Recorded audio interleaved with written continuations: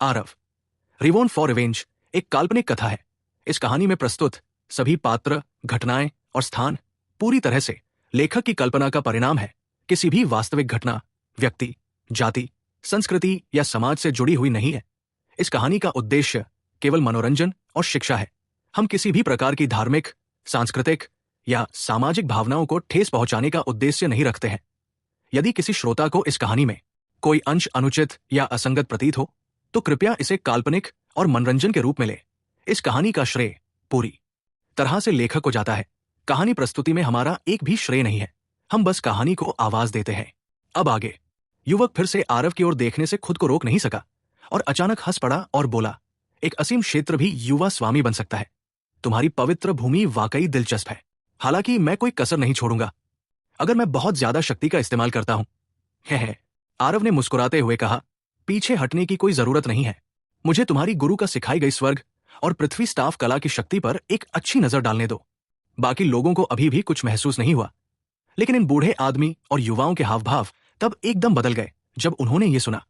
आप स्वर्ग और पृथ्वी स्टाफ कला को कैसे जानते हैं? युवा ने चौंकते हुए कहा, ये सिर्फ स्टाफ तकनीक का एक सेट है। इसे जानने में क्या अजीब बात है?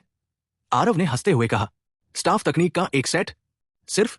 हे वाकई बेशर्मी से शेखी बघारना। आप ये नहीं सोच रहे हैं कि स्वर्ग और पृथ्वी स्टाफ कला को पहचानने के लिए आप प्रभावशाली हैं, है ना? बस एक छोटा सा असीम क्षेत्र, और आपकी आवाज छोटी नहीं है। युवा ने ठंडी हंसी के साथ कहा। बहुत स्पष्ट रूप से वो आरव के रवैये से बहुत नाखुश था। ये स्वर्ग और पृथ्वी स्टाफ कला वो बेहतरीन कौशल था जिसके लिए उसके गुरु प्रसिद्ध हुए। इसकी शक्ति अद्वितीय थी। आरव की आवाज में वास्तव में तुच्छता भरी हुई थी। वो कैसे प्रसन्न हो सकता था? आरव ने यह सुनकर उदासीनता से कहा, स्वाभाविक रूप से मुझे नहीं लगता कि मैं बहुत प्रभावशाली हूं, लेकिन मुझे यह भी नहीं लगता कि लाठी तकनीक का एक सेट बहुत अद्भुत है। घमंडी, क्या आप जानते हैं कि यंग मास्टर जुगल को यह लाठी तकनीक किस तरह के व्यक्ति ने सिखाई? उस एक वाक्य ने दादाजी रमितेश को पूरी तरह से क्रोधित कर दिया। एक भयानक दबाव बाहर आया जिसने सभी के रोंगटे खड़े कर दिए। स्वर्गीय गहन क्षेत्र वास्तव में एक सम्राट स्तर का शक्तिशाली योद्धा। आखिर ये बूढ़े आदमी और युवक किस पृष्ठभूमि के हैं? पूर्वी सीमा में ऐसा शक्तिशाली मार्शल कलाकार पहले कभी नहीं देखा गया। क्या यह हो सकता है कि वे दूसरे क्षेत्रों से आए हों? मुझे ऐसा क्यों लगता है कि इस बूढ़े आदमी का दबाव पवित्र स्वामी के दबाव से भी अधिक मजबूत लगता है। उनकी आंखों के सामने इस बूढ़े आदमी की ताकत सभी की उम्मीदों से कहीं बढ़कर थी। इस बूढ़े व्यक्ति के सामने वे वास्तव में प्रतिरोध करने की थोड़ी सी भी इच्छा नहीं जुटा पाए। उन्हें तो यह भी लग रहा था कि यह बूढ़ा व्यक्ति पवित्र स्वामी से भी अधिक शक्तिशाली है। स्वर्गीय गहन क्षेत्र अत्यंत रहस्यमय था।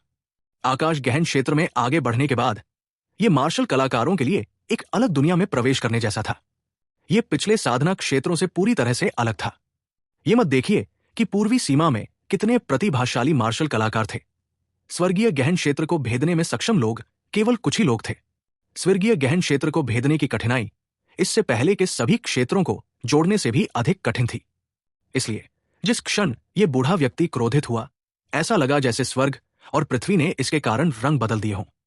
आरव की तलवार की नीयत धीरे धीरे खुल गई, मानो उसने अपने लिए एक सुरक्षा कवच जोड़ दिया हो।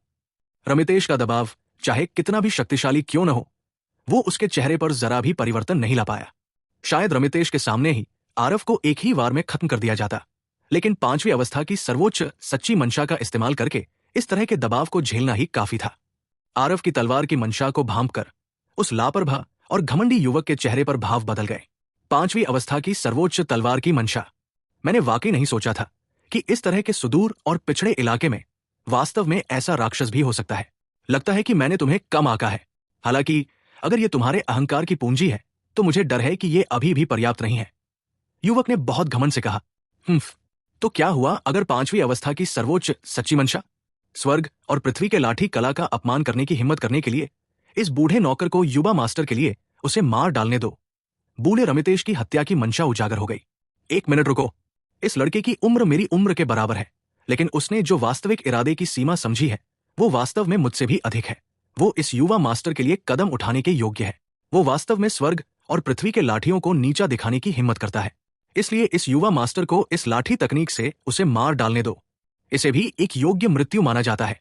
जैसा कि उसने कहा, युवक ने कर्मचारी को घुमाया। एक शक्तिशाली कर्मचारी इरादे ने तुरंत बाहर निकाल दिया। लड़के, तुम्हारे पास इस युवा मास्टर का नाम जानने की योग्यता है। याद रखो, इस युवा मास्टर को जुगल नागर कहा जाता है।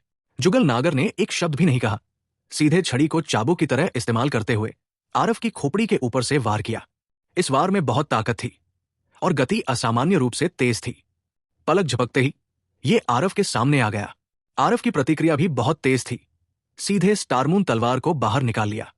उसकी कलाई कांप उठी और लंबी तलवार कांप उठी और इसने वास्तव में जुगल की छड़ी को सीधे दूर फेंक दिया। शानदार लड़के, कुछ क्षमता रखो। इस युवा मास्टर की छड़ी को फिर से खाओ। कुल विनाश। ये चाल भी उतनी ही अतुलनीय रूप से शक्तिशाली थी, लेकिन ये वास्तव में ऐसा था जैसे आरव ने जुगल नागर की छड़ी तकनीक को पहले से ही समझ लिया था। स्टारमून तलवार बहुत पहले से वहां इंतजार कर रही थी और फिर से आसानी से छड़ी को दूर ले गई। जीवन और मृत्यु एक धागे से, कोई प्रतिबंध नहीं। स्वर्गीय घोड़ा आसमान में उड़ रहा है। वो बुदबुदाया और आगे बढ़ा। जुगल नागर की लाठी की तकनीक बेजोड़ थी और उसकी ताकत बहुत शानदार थी, जिससे सभी के दिलों में डर और चिंता की धड़कन बढ़ गई।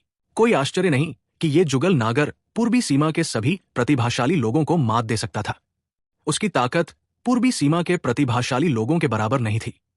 उसकी लाठी की छाया में कोई भी आरव को जवाबी हमला करने का मौका नहीं दे सकता था। लाल तालाब के पवित्र भूमि में हर किसी का दिल धड़क रहा था। सभी अपने युवा स्वामी के लिए डर से पसीने से तरबतर हो रहे थे। वर्तमान में इस स्थिति को देखते हुए उन्होंने पहले उत्तम से निपटने में अपनी पूरी शक्ति का उपयोग नहीं किया। अगर उनके सामने ये चालें होती तो शायद उत्तम एक भी चाल को रोक नहीं पाता।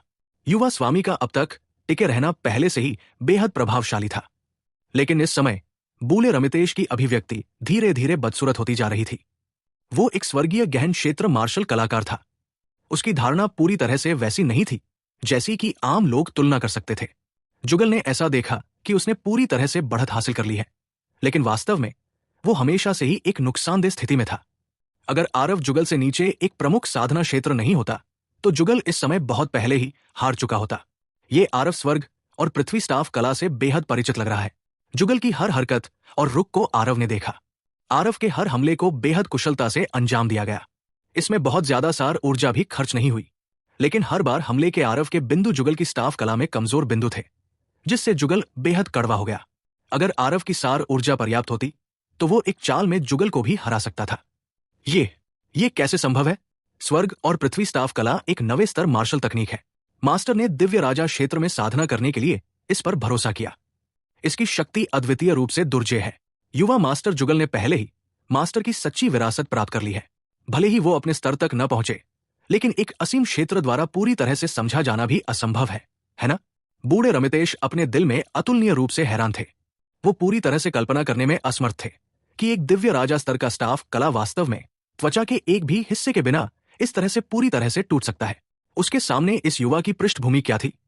कोई आश्चर्य नहीं कि उसने एक नजर में स्वर्ग और पृथ्वी स्टाफ कला को पहचान लिया। ऐसा लगता है कि वो स्टाफ तकनीक के इस सेट से बेहद परिचित था। वो स्टाफ कला की खामियों से भी पूरी तरह वाकिफ था। यहां क्या हो रहा है?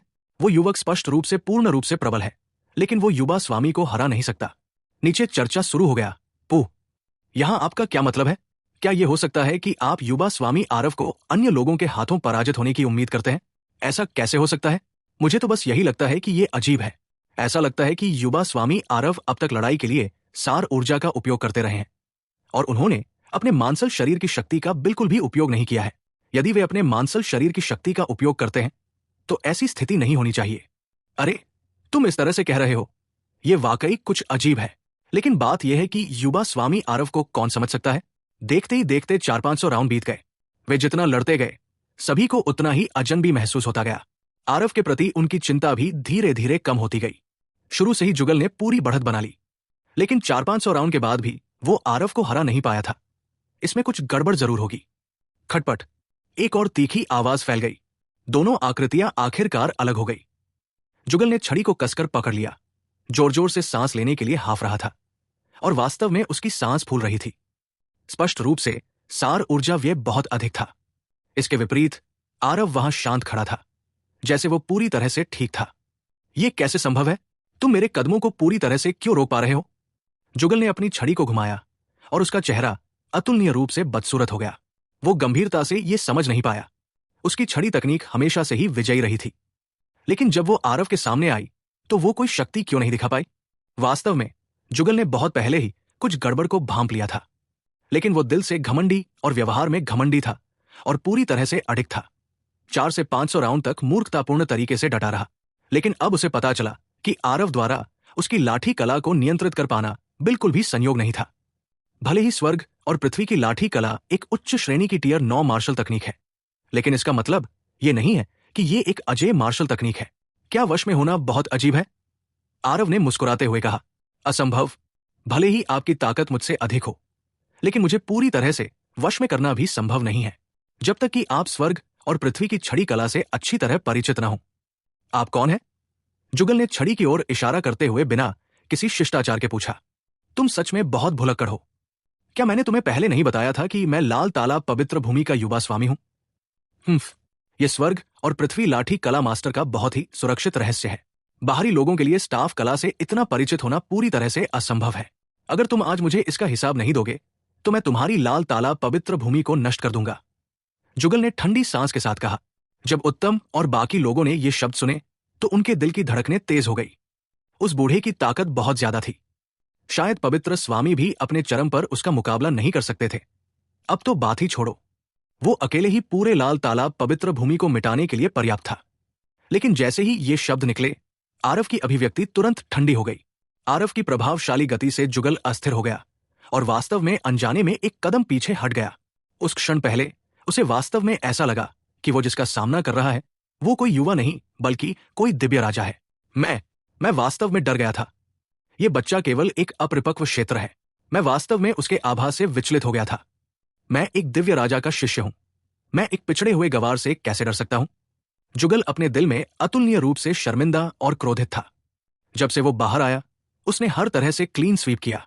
आज एक मार्शल कलाकार का सामना करना जिसका साधना क्षेत्र उसके से कम था, वो वास्तव में डर गया था। ये वो था जिसे वो स्वीकार नहीं कर सका। थोड़ी सी उत्तेजना पर लोगों के पूरे परिवार को खत्म कर देना, क्या यही तुम्हें उस बूढ़े भाभी ने सिखाया है? आरव ने एक कदम आगे बढ़ाया। जुगल ने खुद को बलपूर्वक संभाला, लेकिन पता नहीं क्यों वो वास्तव में फिर से एक कदम पीछे हट गया।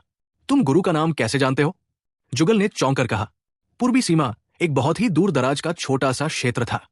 इसकी ताकत बहुत कमजोर थी और जानकारी संपर्क से बाहर थी। यहां के लोगों ने शायद पहले भी इस नाम को सुना होगा, लेकिन उसकी मास्टर भाभीन का यह नाम जानना नामुमकिन था। लेकिन उनके सामने खड़े इस युवक ने इसे साफ साफ कह दिया। हे, जानना है कि मैं कौन हूं? वापस जाकर भाभीन से पूछो और तुम्हें पता चल जाएगा। जहां तक पहले के शब्दों का सवाल है, मैं इसे ऐसे मानूंगा जैसे मैंने इसे सुना ही नहीं। अगर भाभीन ने इसे सुना तो वो बिना किसी हिचकिचाहट के तुम्हें, इस अधर्मी शिष्य को खत्म कर देगा। आरव ने ठंडे स्वर में कहा। जुगल के चेहरे पर भाव बदल गए और उसने कहा, है एक छोटा सा शिशु, तुम मुझे 2 शब्दों से डरा सकते हो? क्या तुम मुझे 3 साल का बच्चा समझते हो? आरव ने ठंडी मुस्कान के साथ कहा। लगता है कि भाभीन का पतन हर बीतते दिन के साथ हो रहा है। वास्तव में इतने असभ्य और अनुचित शिष्य को शिक्षा देने के बाद। यदि आपको लगता है कि मैं आपको डरा रहा हूं, तो आप उस बूढ़े आदमी को अभी एक चाल चलने दें और इसे आजमाएं। मैं आपको विश्वास दिलाता हूं कि भाभीन निश्चित रूप से आपकी जिंदगी को सिर्फ एक साधारण मौत के साथ समाप्त नहीं करेगा। आरव स्पष्ट रूप से जुगल के साथ मजाक नहीं कर रहा था। उसका मतलब था कि जुगल के लिए मरना इतना आसान नहीं होगा। भले ही वो चाहे, ये एक यातनापूर्ण दर्द होगा, खुद को मर जाने की कामना करना जैसे। सारथी और बाकी सभी का दिल धड़क रहा था। उन्होंने नहीं सोचा था कि आरव अभी भी एक स्वर्गीय गहन क्षेत्र विशेषज्ञ का सामना करने में इतना दबंग था, जिसकी गहराई को कोई नहीं समझ सकता। यदि उसने इस बूढ़े आदमी को नाराज किया तो पूरे लाल तालाब की पवित्र भूमि को एक साथ दफनाना पड़ेगा। एक स्वर्गीय गहन क्षेत्र के सामने उन्हें भागने की उम्मीद भी नहीं थी। जुगल आरव की जबरदस्त गति से अभिभूत हो गया और वास्तव में पसीने से तरबतर हो गया। उसने आरव की ओर देखा। आरव की आंखों में घबराहट की झलक देखना चाहता था, फिर भी वो निराश था। आरव की आंखों में डर की जरा सी भी झलक नहीं थी। इसके बजाय उसमें एक राजा की तरह घृणा थी। स्पष्ट रूप से आरव वास्तव में उसके और दादाजी रमितेश के बारे में कुछ नहीं सोचता था और वो धोखा देने का खेल नहीं खेल रहा था। ऐसा करने की हिम्मत करके आरव या तो मूर्ख था या वास्तव में कुछ भरोसा करता था। क्या यह हो सकता है कि आरव और मास्टर के बीच वास्तव में कोई रिश्ता था? अचानक जुगल को कुछ सूझा। उसके हाव भाव नाटकीय रूप से बदल गए। ये लड़का मास्टर का बेटा तो नहीं होगा, है ना? जुगल जितना सोचता उतना ही उसे लगता कि इसकी संभावना बहुत ज्यादा है। गुरु ने उसे इस क्षेत्र का भ्रमण करवाया। इसके अलावा समय सीमित था। क्या यह भाग्य का यह सामना करने के लिए हो सकता है? उसे सिखाने के अलावा गुरु उसके सामने इस युवक का मार्गदर्शन भी कर रहे थे। अन्यथा कैसे समझा जाए कि आरव स्वर्ग और पृथ्वी के स्टाफ कला से इतना परिचित क्यों था? जुगल की हर चाल और मुद्रा आरव के सामने अपनी शक्ति नहीं दिखा सकती थी। क्या तुम गुरु के बेटे हो? जुगल ने कमजोरी से पूछा। आरव ठिठक गया और फिर कुछ ही देर बाद हंसते हुए बोला, सोचना कि तुम ऐसा सोच सकते हो। अब और बेतहाशा अनुमान मत लगाओ। जानना चाहते हो कि मैं कौन हूं? वापस जाओ और अपने गुरु से पूछो और तुम्हें पता चल जाएगा। ओह हां, तुम्हारे वो गुरु, क्या वे अभी ठीक है? आरव के शब्दों में बहुत जटिल भावनाएं थी।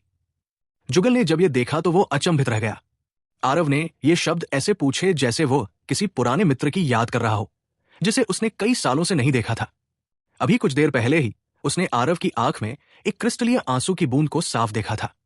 हालांकि आरव ने अपनी भावनाओं को बहुत अच्छी तरह से नियंत्रित किया था, फिर भी उसने इसे देखा। यह निश्चित रूप से किसी की सच्ची भावनाओं को प्रकट कर रहा था। लेकिन आरव की उम्र, यह कैसे संभव था? जुगल अभी हैरान था और आरव की पहचान के बारे में और भी अधिक संदिग्ध हो गया। लेकिन वो अब आरव के खतरे को लेकर थोड़ा डर गया था। मास्टर की हालत बहुत अच्छी नहीं है। किसी ने उन पर प्रतिबंध लगा रखे हैं और वे इसे तोड़ नहीं पा रहे हैं। वे पिछले कुछ सालों से बंद एकांत में हैं। अब बाहरी लोगों के लिए उनसे मिलना बहुत मुश्किल है। जुगल ने उत्तर दिया। आरव के हावभाव बदल गए, लेकिन उसने फिर से बहुत जल्दी एक गहरी सांस ली और अपनी आवाज जुगल तक पहुंचाई। तो तुम वापस जाओ। जानना चाहते हो कि मैं कौन हूं? बस अपने मालिक से पूछो और तुम्हें पता चल जाएगा। जब तुम उसे देखो तो उसे मेरा अभिवादन देना। अगर वो मेरे पास आना चाहता है तो उसे यहां ना आने के लिए कहना। तुम उसे बताना जब सही समय आएगा तो मैं जाकर उसे ढूंढ लूंगा। कुछ शब्द स्वाभाविक रूप से इतने सारे लोगों के सामने नहीं कहे जा सकते थे। हालांकि ये जुगल थोड़ा दबंग था, लेकिन कोई भी ये बता सकता था कि उस दिव्य राजा भाबिन को उससे बहुत उम्मीदें रखनी चाहिए थी। अन्यथा वो उसे लाने के लिए तीसरे स्तर के आकाशीय क्षेत्र के सेवक को भी नहीं भेजता। इसलिए इस जुगल को भरोसेमंद होना चाहिए। जुगल ने अनिश्चित भाव से पूछा, क्या तुम सच में मेरे मालिक को जानते हो? मेरे मालिक के पुराने दोस्त, मैंने उनमें से अधिकांश को देखा है, लेकिन मैंने तुम्हारे बारे में पहले कभी नहीं सुना। आरव मुस्कुराया और कहा, तुम, ये बदमाश, वास्तव में हार नहीं मानते हो। तुम्हें अब मुझसे पूछताछ करने की भी जरूरत नहीं है। मैं तुम्हें नहीं बताऊंगा। जानना है तो बेहतर है कि भाबिन से पूछो। साथ ही स्वर्ग और पृथ्वी स्टाफ कला का सार इन शब्दों में निहित है। स्वर्ग और पृथ्वी। जिस क्षण स्टाफ कला को मुक्त किया जाता है, आप स्वर्ग और पृथ्वी बन जाते हैं। स्वर्ग और पृथ्वी के एक हिस्से पर राज करते हैं। आपकी स्टाफ तकनीक ने केवल रूप प्राप्त किया है, लेकिन इसका अर्थ प्राप्त करना अभी बाकी है। इसमें अभी भी बहुत कमी है। बूढ़े रमितेश के हावभाव बदल गए और वे चौंक कर बोले, आपने बिल्कुल वैसा ही कहा जैसा मास्टर ने कहा था। मास्टर ने उसे अपनी स्टाफ तकनीक को बेहतर बनाने के लिए बाहर बुलाया, क्योंकि वो जानता था कि युवा मास्टर जुगल की स्टाफ तकनीक अभी भी सही इरादे से नहीं आई है। इसलिए ये यात्रा एक सफलता बिंदु की तलाश करने के लिए है। जुगल ने यह सुनकर आश्चर्यचकित होकर कहा, आपने क्या कहा? मास्टर ने मुझे इस कारण से युवा प्रतिभाओं को चुनौती देने के लिए बाहर भेजा? दादाजी रमितेश ने सिर हिलाया और कहा, यह सही है। यह मास्टर का निजी तौर पर आपका मूल्यांकन था। यह सिर्फ इतना है कि वो आपको खुद को समझने देना चाहता है, इसलिए उसने आपको नहीं बताया। यह युवक बहुत अजीब है। जुगल ने आरव की ओर देखा। उसकी निगाह में एक जटिल भाव था। यह युवक स्पष्ट रूप से उसकी ही उम्र का था, लेकिन उसका बड़ों जैसा व्यवहार वास्तव में काफी डराने वाला था। लेकिन इस समय जुगल को आरव की असाधारणता पर संदेह नहीं रहा। ठीक है, मैं वापस जाकर मास्टर से तुरंत पूछूंगा। अगर मुझे पता चला कि तुम मुझसे झूठ बोल रहे हो तो तुम्हारी पूरी पवित्र भूमि को विनाश के लिए तैयार रहना होगा। जुगल ने ठंडी सांस ली, लाठी को दूर रखा और चला गया। अपने मास्टर के समान ही शब्द बोल पाना, ये वो काम नहीं था जो आम लोग कर सकते थे। दादाजी रमितेश भी पीछे पीछे चल रहे थे। धीरे धीरे उन दोनों लोगों की आकृतियां सभी की नजरों से ओझल हो गई। उस अथाह बूढ़े को जाते देख सभी ने राहत की सांस ली। रमितेश ने उन पर जो दबाव डाला वो वाकई बहुत ज्यादा था। उनकी नसें बहुत ज्यादा तनावग्रस्त थी, बिल्कुल भी ढीली पड़ने की हिम्मत नहीं कर रही थी। हालांकि बुजुर्गों की नजरें आरव को देखने से कुछ जटिल हो गई।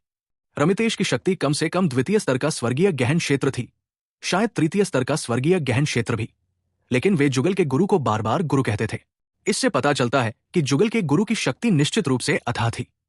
लेकिन आरव के शब्दों का अर्थ सुनकर लगा कि वे वास्तव में उस गुरु भाबिन के पुराने परिचित थे। यह भी बहुत विचित्र था, लेकिन उन्हें यह महत्वपूर्ण नहीं लगा। निस्संदेह आरव लाल तालाब पवित्र भूमि की रक्षा कर रहे थे। ये पर्याप्त था।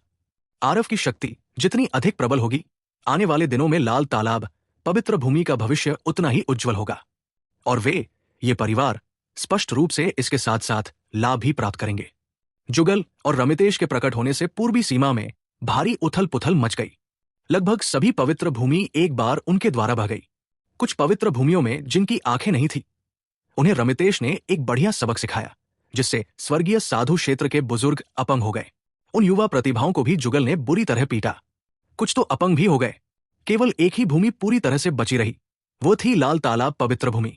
इस घटना के बाद लाल तालाब पवित्र भूमि में आरव की प्रतिष्ठा अभूतपूर्व रूप से बढ़ गई, और आरव द्वारा परिष्कृत की गई औषधीय गोलियों ने पवित्र भूमि के युवा प्रतिभाओं को बाधाओं को सफलतापूर्वक तोड़ने में मदद की। उनमें से सबसे अधिक लाभ पाने वाले व्यक्ति वास्तव में राजन था। आरव ने उन्हें एक पारलौकिक श्रेणी की आत्मा ज्ञानवर्धक गोली को परिष्कृत करने में मदद की। इसे खाने के बाद उन्होंने बहुत जल्दी बेड़ियां तोड़ दी और स्वर्ग आरोहण क्षेत्र में पहुंच गए। राजन जानते थे कि वे इस जीवन काल में आरव के पदचिन्हों तक नहीं पहुंच पाएंगे, भले ही वे स्वर्ग आरोहण क्षेत्र में पहुंच जाएं। इसके बाद लाल तालाब पवित्र भूमि अपेक्षाकृत शांत अवधि में प्रवेश कर गई, और आरव खुद भी नहीं जानते थे कि इस समय एक बहुत बड़ा खतरा मंडरा रहा था। अभी सुदूर दक्षिणी पश्चिमी सीमा के सुजल शहर में विशाल को आखिरकार आरव की खबर मिली, जिसका उसने इंतजार कर रहा था।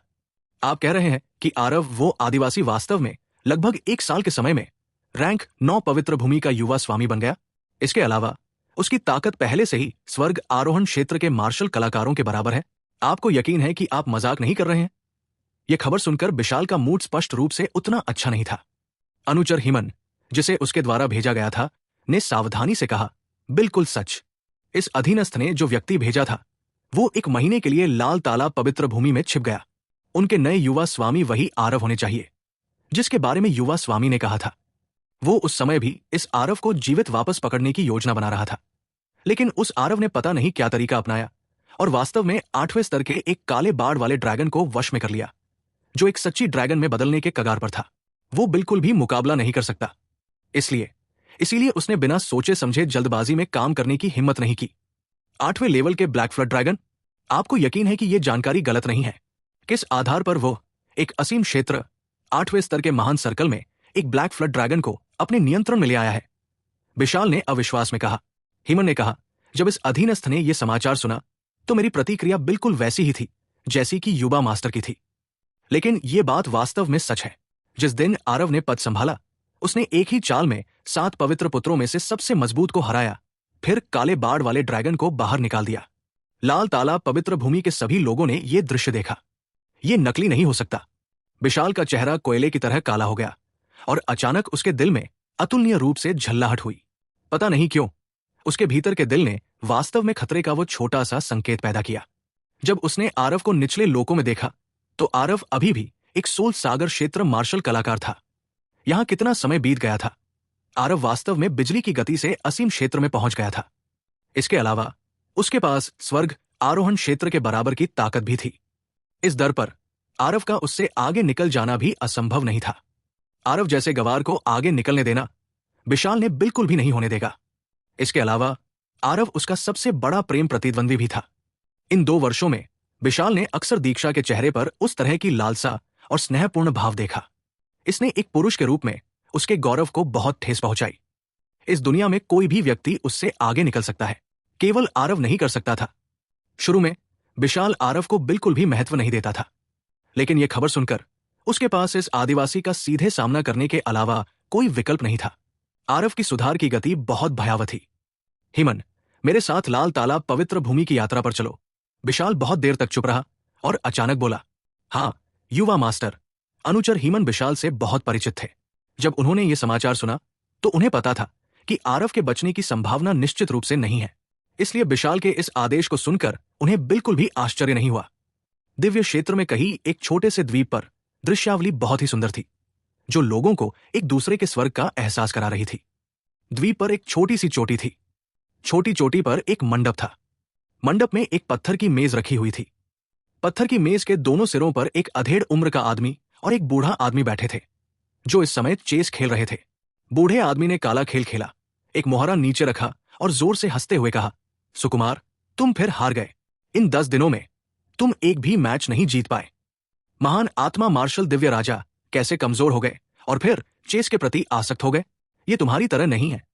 वो अधेड़ उम्र का आदमी वास्तव में महान आत्मा मार्शल दिव्य राजा सुकुमार था। सुकुमार ने मुस्कुराते हुए कहा, पता नहीं क्यों मैं हाल ही में बेचैन महसूस कर रहा हूं, जैसे कि कुछ होने वाला है। बूढ़े आदमी की अभिव्यक्ति बदल गई और उसने कहा, तुम्हारी और मेरी सीमा तक पहुंचने वाली साधना स्वर्गीय दांव में झांक सकती है। इस तरह अचानक प्रेरणा से तुम पर प्रहार होने से वास्तव में कोई बड़ी घटना जरूर होने वाली है। सुकुमार ने अपना सिर थोड़ा हिलाया और कहा, इन कुछ वर्षों में दिव्य क्षेत्र की अंतर्धाराएं बह रही है। मुझे डर है कि जल्द ही वास्तव में कुछ बड़ा घटित होगा। उस समय तुम्हारे और मेरे लिए भी इस भंवर से बच पाना मुश्किल होगा।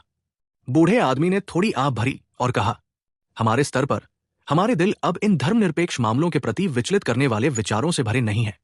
देव क्षेत्र के अलावा और क्या है जो अभी भी तुम्हारे और मेरे दिल को हिला सकता है? क्या घोंसला पूरी तरह से बर्बाद हो जाने पर भी अंडों का टूटना संभव है? उस समय देवलोक के शक्तिशाली केंद्र कितने शानदार थे। क्या वे भी रातों रात राख में नहीं बदल गए? आप और मैं इस युग के तूफान से कैसे बच सकते हैं?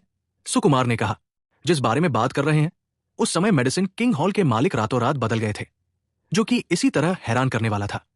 अब तक कोई भी इसका कारण नहीं समझ पाया। ऐसा लगता है कि इस दिव्य लोक में वास्तव में ऐसी कई चीजें हैं जिन्हें आप और मैं नियंत्रित नहीं कर सकते हैं। बूढ़े व्यक्ति ने आह भरते हुए कहा। सुकुमार के हाव भाव थोड़े बदल गए, लेकिन उसने भी शक्तिहीनता से सिर हिलाया। ठीक उसी समय दोनों लोगों के सामने की जगह में एक लहर फैल गई। एक पीला पीला कागज का सारस शून्य को चीरता हुआ सुकुमार के सामने आ गया। कागज के सारस ने अपने पंख फड़फड़ाए, जैसे वो सुकुमार को कुछ बता रहा हो। लगता है कि तुम्हारे यहां कोई मेहमान आया है। ये बूढ़ा आदमी अभी विदा लेगा, सामने वाले बूढ़े ने कहा। सुकुमार ने हाथ हिलाया और कहा, कोई जरूरत नहीं है, थोड़ी देर चाय पी लो, मैं अभी आता हूं। लगातार इतने दिन हारने के बाद मुझे कम से कम एक राउंड तो जीतना ही होगा। अपनी बात समाप्त करके सुकुमार बाहर निकल गया और वही गायब हो गया। द्वीप के बाहर एक बूढ़ा आदमी अपने हाथों को बगल में रखे हुए खड़ा था, जो बहुत सम्मानजनक लग रहा था। अगर बाहर वालों को पता चले तो निश्चित रूप से उनके जबड़े जमीन पर गिर जाएंगे।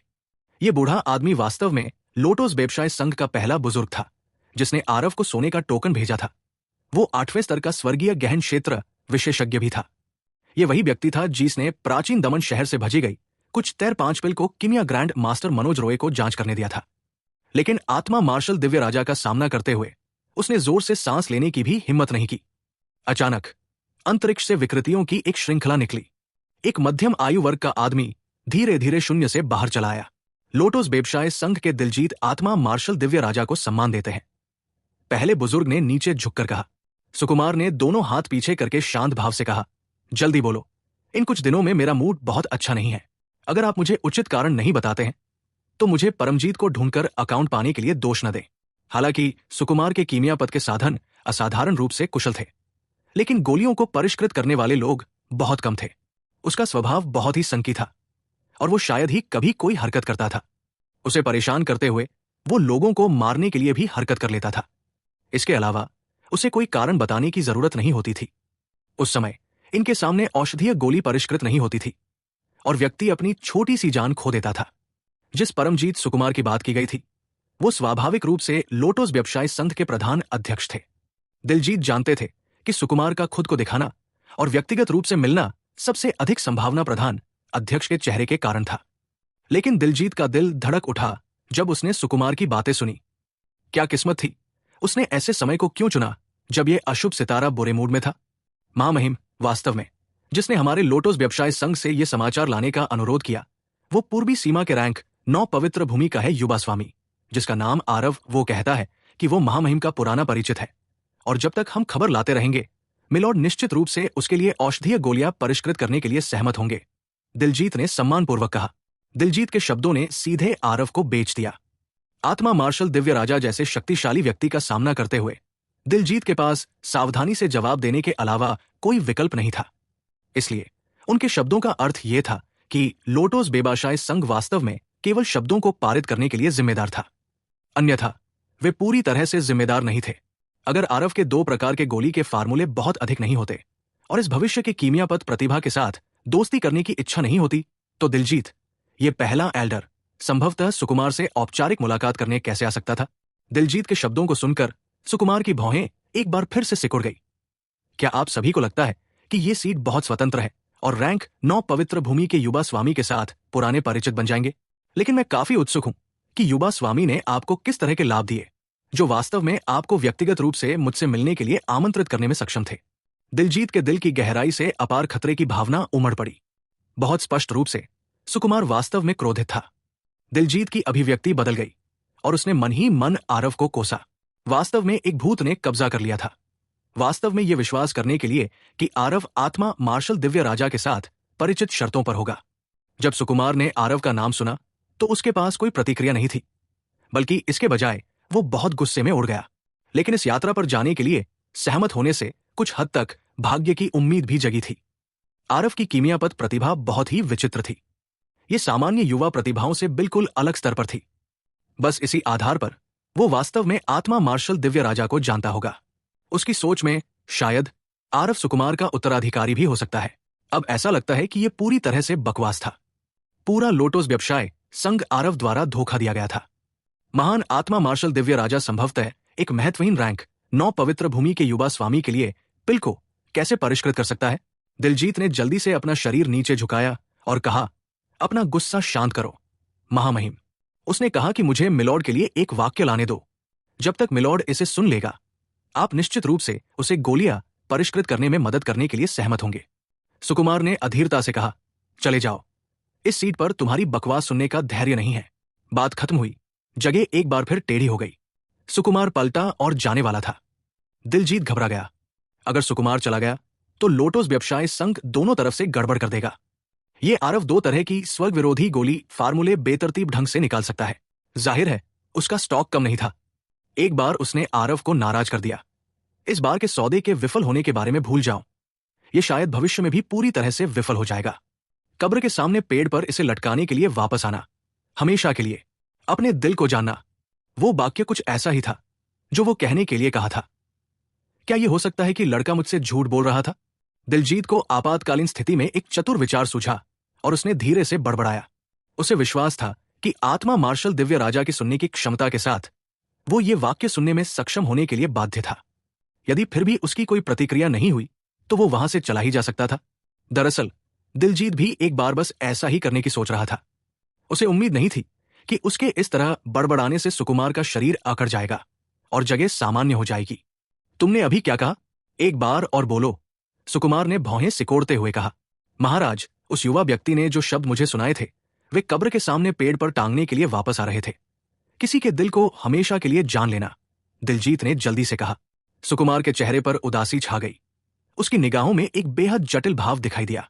एक पल चुप रहने के बाद सुकुमार ने अचानक पूछा, क्या तुम्हें यकीन है कि जिस व्यक्ति ने तुम्हें संदेश दिया वो एक नवे राग पवित्र भूमि का युवा स्वामी है? दिलजीत ने सिर हिलाया और कहा, बिल्कुल पक्का। बस ये युवा आम प्रतिभाओं से बिल्कुल अलग लगता है। ओ, किस तरह से अलग? चलो सुनते हैं। सुकुमार का चेहरा तुरंत सामान्य हो गया। दिलजीत भी नहीं बता सका कि वो क्या सोच रहा था, लेकिन सुकुमार को पूछताछ करते देख दिलजीत ने भी कुछ छिपाने की हिम्मत नहीं की। एक बार आरव की बातों पर मोटे तौर पर चर्चा की। आरव की जानकारी लोटस व्यवसाय संघ ने हमेशा दिलचस्पी से सुनी थी, इसलिए प्रथम एल्डर उससे बहुत परिचित थे। अंत तक सुनते हुए सुकुमार ने अचानक कहा, आत्मा की जड़ी बूटियां पीछे छोड़ दो, तुम अभी जा सकते हो। दिलजीत चौंक गया और उसे अभी भी होश नहीं आया था। सुकुमार ने एक लंबा चेहरा बनाया और कहा, क्या तुमने नहीं सुना? दिलजीत का पूरा शरीर कांप उठा। उसने जल्दी से एक स्टोरेज रिंग निकाली और उसे सुकुमार की ओर फेंक दिया। सुकुमार ने स्टोरेज रिंग ली, पलटा और चला गया। आखिर इस आरव के पास क्या पृष्ठभूमि है जो वास्तव में आत्मा मार्शल दिव्य राजा को उसके लिए गोलियां परिष्कृत करने के लिए सहमत होने दे सकता है? इसके अलावा आत्मा मार्शल दिव्य राजा की गोलियां परिष्कृत करना बेहद महंगा है। कीमत औषधीय गोली की कीमत से कई गुना अधिक हो सकती है। इस बार आत्मा मार्शल दिव्य राजा ने वास्तव में कीमत वसूलने के लिए अपना मुंह भी नहीं खोला।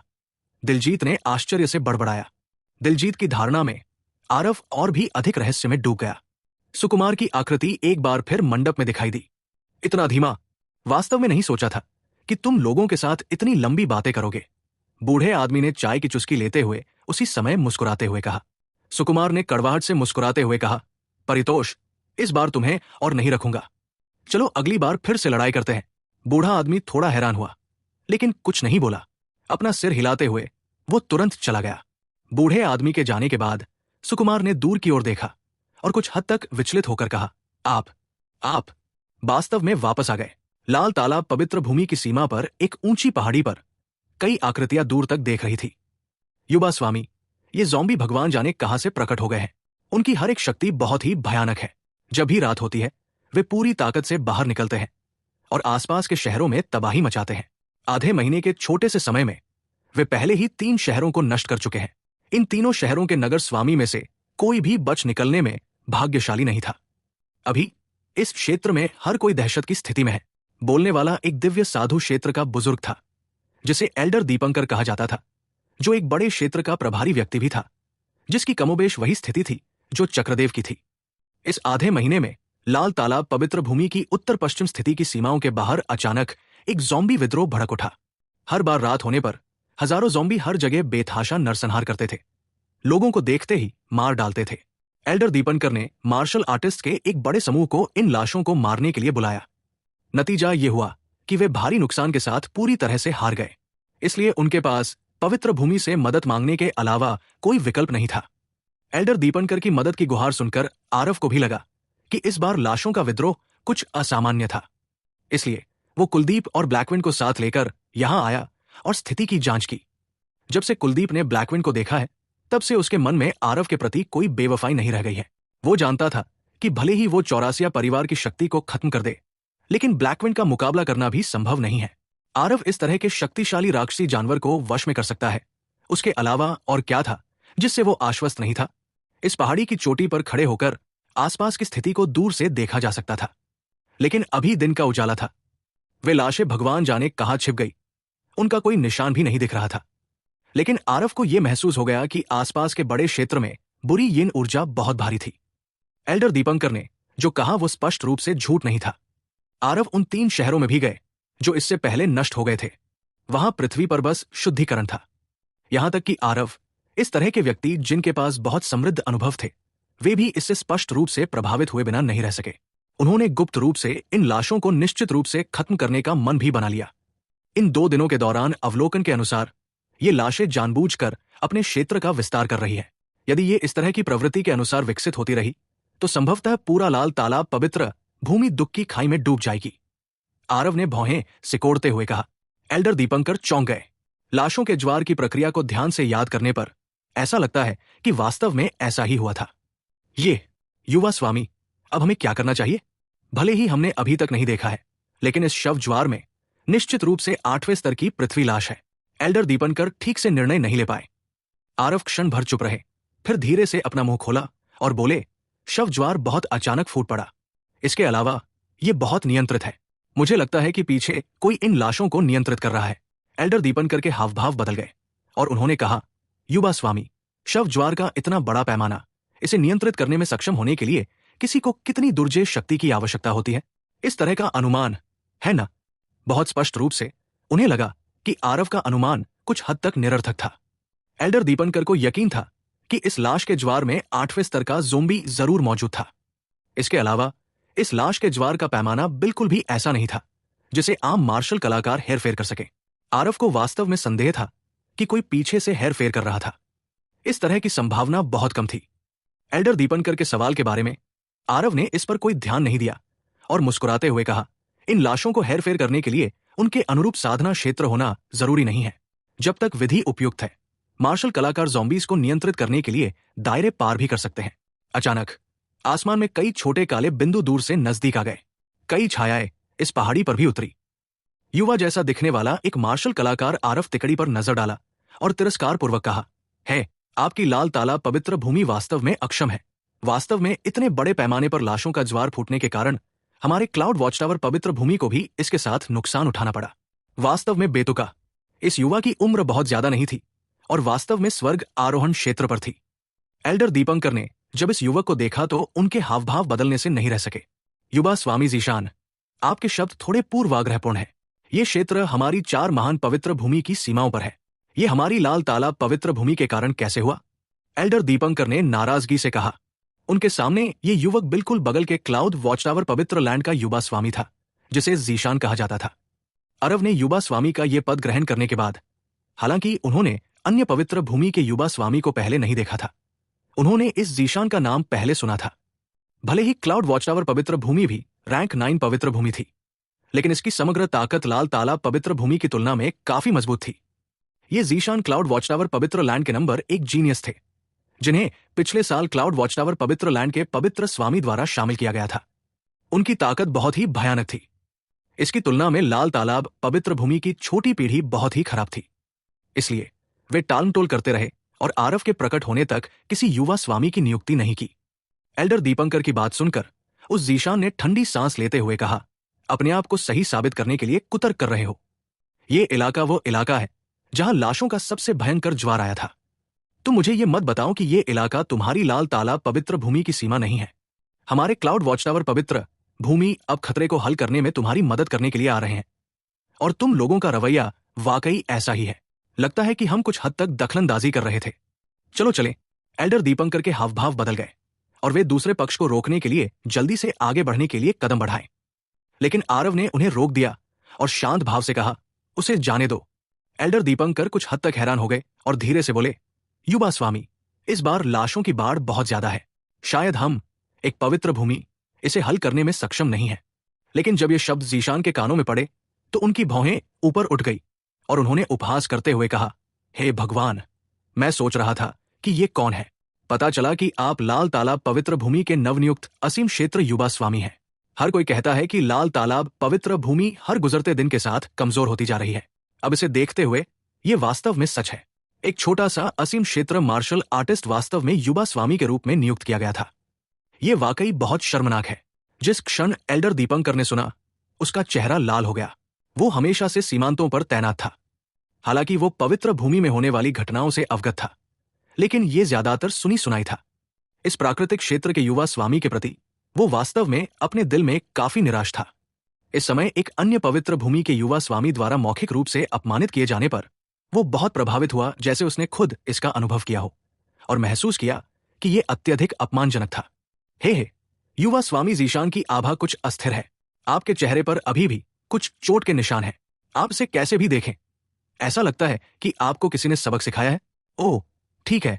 सुना है कि कुछ समय पहले एक बूढ़ा आदमी और एक युवक पूर्वी सीमा के युवा प्रतिभाशाली लोगों को चुनौती देने के लिए पूर्वी सीमा पर आए थे। युवा स्वामी जीशान के चेहरे पर जो घाव है वो तो उन्होंने नहीं किया होगा, है ना? एल्डर कुलदीप, जो कि बगल में खड़ा होकर कुछ नहीं बोल रहा था, इस समय उसका मजाक उड़ाया। ये सुनकर जीशान के चेहरे पर उदासी छा गई। उसे अपने मन में कर्मचारियों की अनगिनत तस्वीरें याद आ गई। उसके चेहरे पर जो चोट के निशान हैं, वे जुगल के ही दी गई थी। युवा मास्टर जुगल और दादाजी रमितेश के लाल तालाब पवित्र भूमि पर आने से पहले वे जिस स्थान पर पहुंचे वो ठीक क्लाउड वॉच टावर पवित्र भूमि थी। उसी क्षेत्र में अजय माने जाने वाले जीशान को वास्तव में युवा मास्टर जुगल ने पीट पीट कर सुअर का सिर बना दिया था।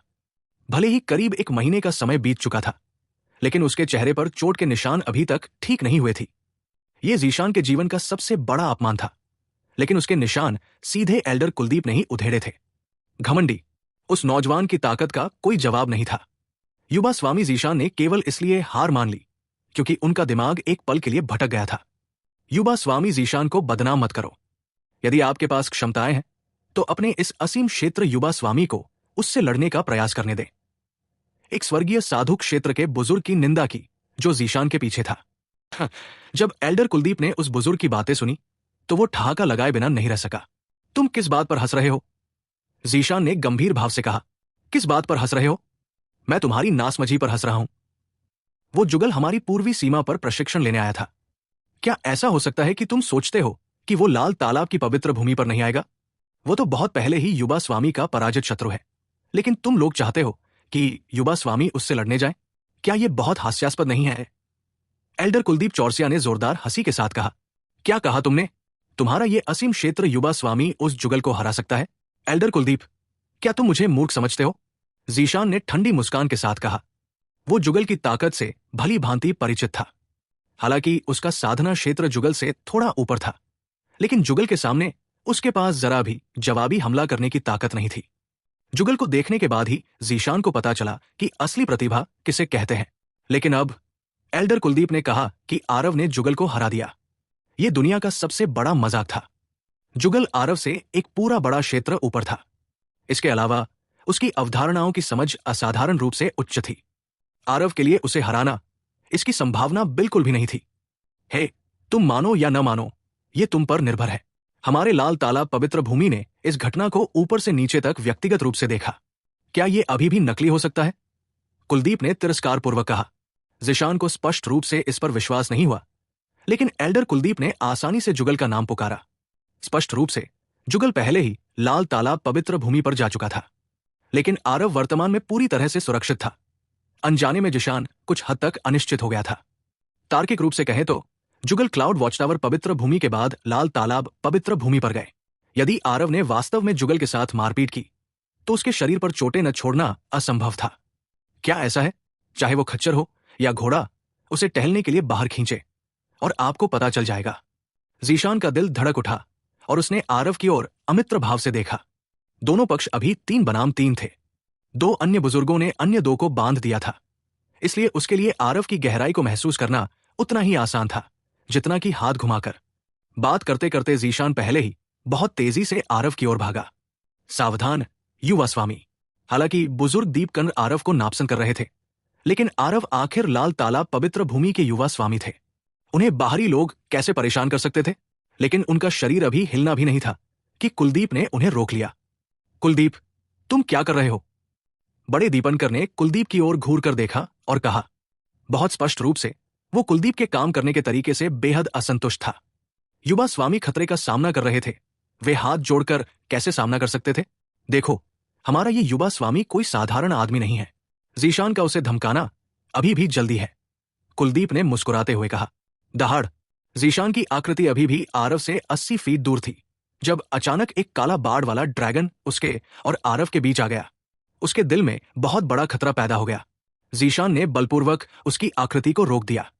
ब्लैकविंड को देखकर क्लाउड वॉच टावर पवित्र भूमि के तीनों लोगों के चेहरे एकदम बदल गए। मास्टर को नाराज करने की हिम्मत करना मौत के लायक है, ब्लैकविंड ने ठंडे स्वर में कहा। इसे भूल जाओ ब्लैकविंड, उसके साथ इस पर मोलभाव करने की कोई जरूरत नहीं है, आरव ने उदासीनता से कहा। 8वें स्तर के फ्लड ड्रैगन के दबाव से बाहर निकलते हुए ज़ीशान को ऐसा महसूस हुआ जैसे वो मौत के दरवाजे पर खड़ा है। लेकिन जिस बात ने उसे और भी हैरान कर दिया वह ये था कि ये ब्लैक फ्लड ड्रैगन वास्तव में आरव को मास्टर बुला रहा है।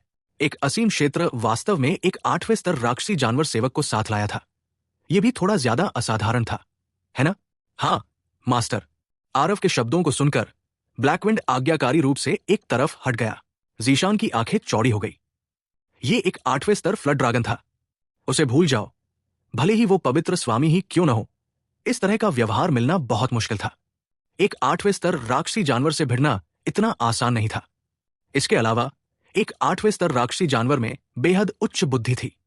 इसका हत्या करना आसान था, लेकिन दूसरे पक्ष को वफादारी की शपथ दिलाना अविश्वसनीय रूप से कठिन था। यह तो दूर की बात है कि ब्लैकविंड एक राक्षसी जानवर था जो ड्रैगन में बदलने वाला था।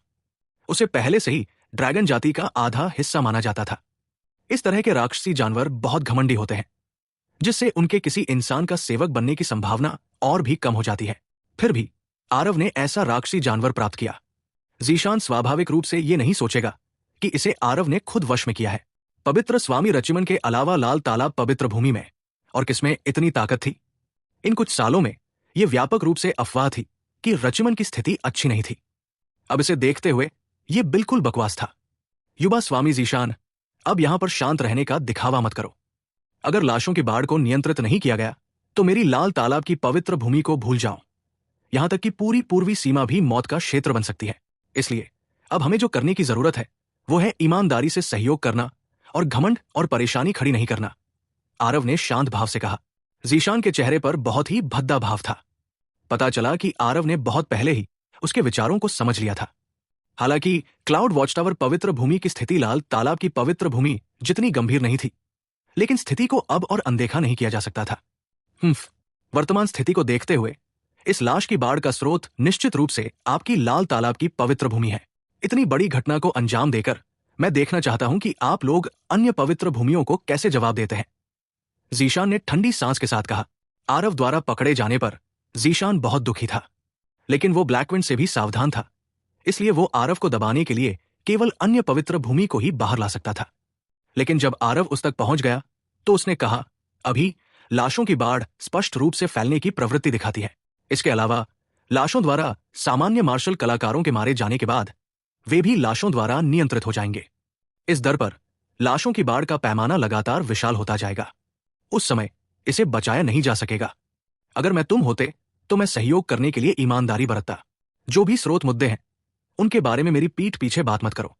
वास्तव में कुछ और बात करना चाहते हो तो इस लाशों की बाढ़ को रोकने के बाद बात करना। अभी स्पष्ट रूप से छोटी छोटी बातों पर विवाद करने का समय नहीं था, बल्कि विभिन्न पवित्र भूमियों के लिए उचित रूप से सहयोग करने और लाशों की बाढ़ को खत्म करने का समय था। ठीक इसी समय क्षितिज में 7 से 8 छायाएं दिखाई दी और वर्तमान में उनके पास पहुंच रही थी। एल्डर कुलदीप ने आरव के कान में फुसफुसाते हुए कहा, ये अग्निपंख पवित्र भूमि और उड़ता इंद्रधनुष पवित्र भूमि के लोग हैं। ये दोनों युवक पवित्र भूमि के युवा स्वामी हैं।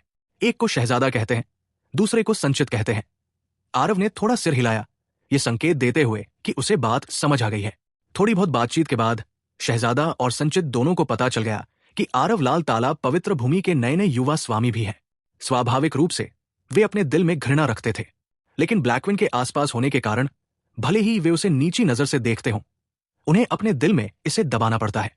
चूंकि आप आ गए हैं, इसलिए आपको इस समय की स्थिति को भी समझना चाहिए। इस बार हमारे 4 परिवारों को ऐसा करना चाहिए। इस लाश की बाढ़ को खत्म करने में अपना योगदान दे। आरव ने अपना मुंह खोला और कहा, हे युवा स्वामी आरव, आप ये क्यों नहीं बताते कि हमारे 4 परिवारों को किस तरह सहयोग करना चाहिए? जीशान ने ठंडी हंसी के साथ कहा।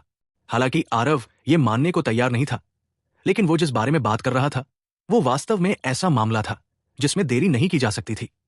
जितना अधिक देरी होती, लाशों की इस बाढ़ से निपटने की कठिनाई का स्तर और भी अधिक होता जाता।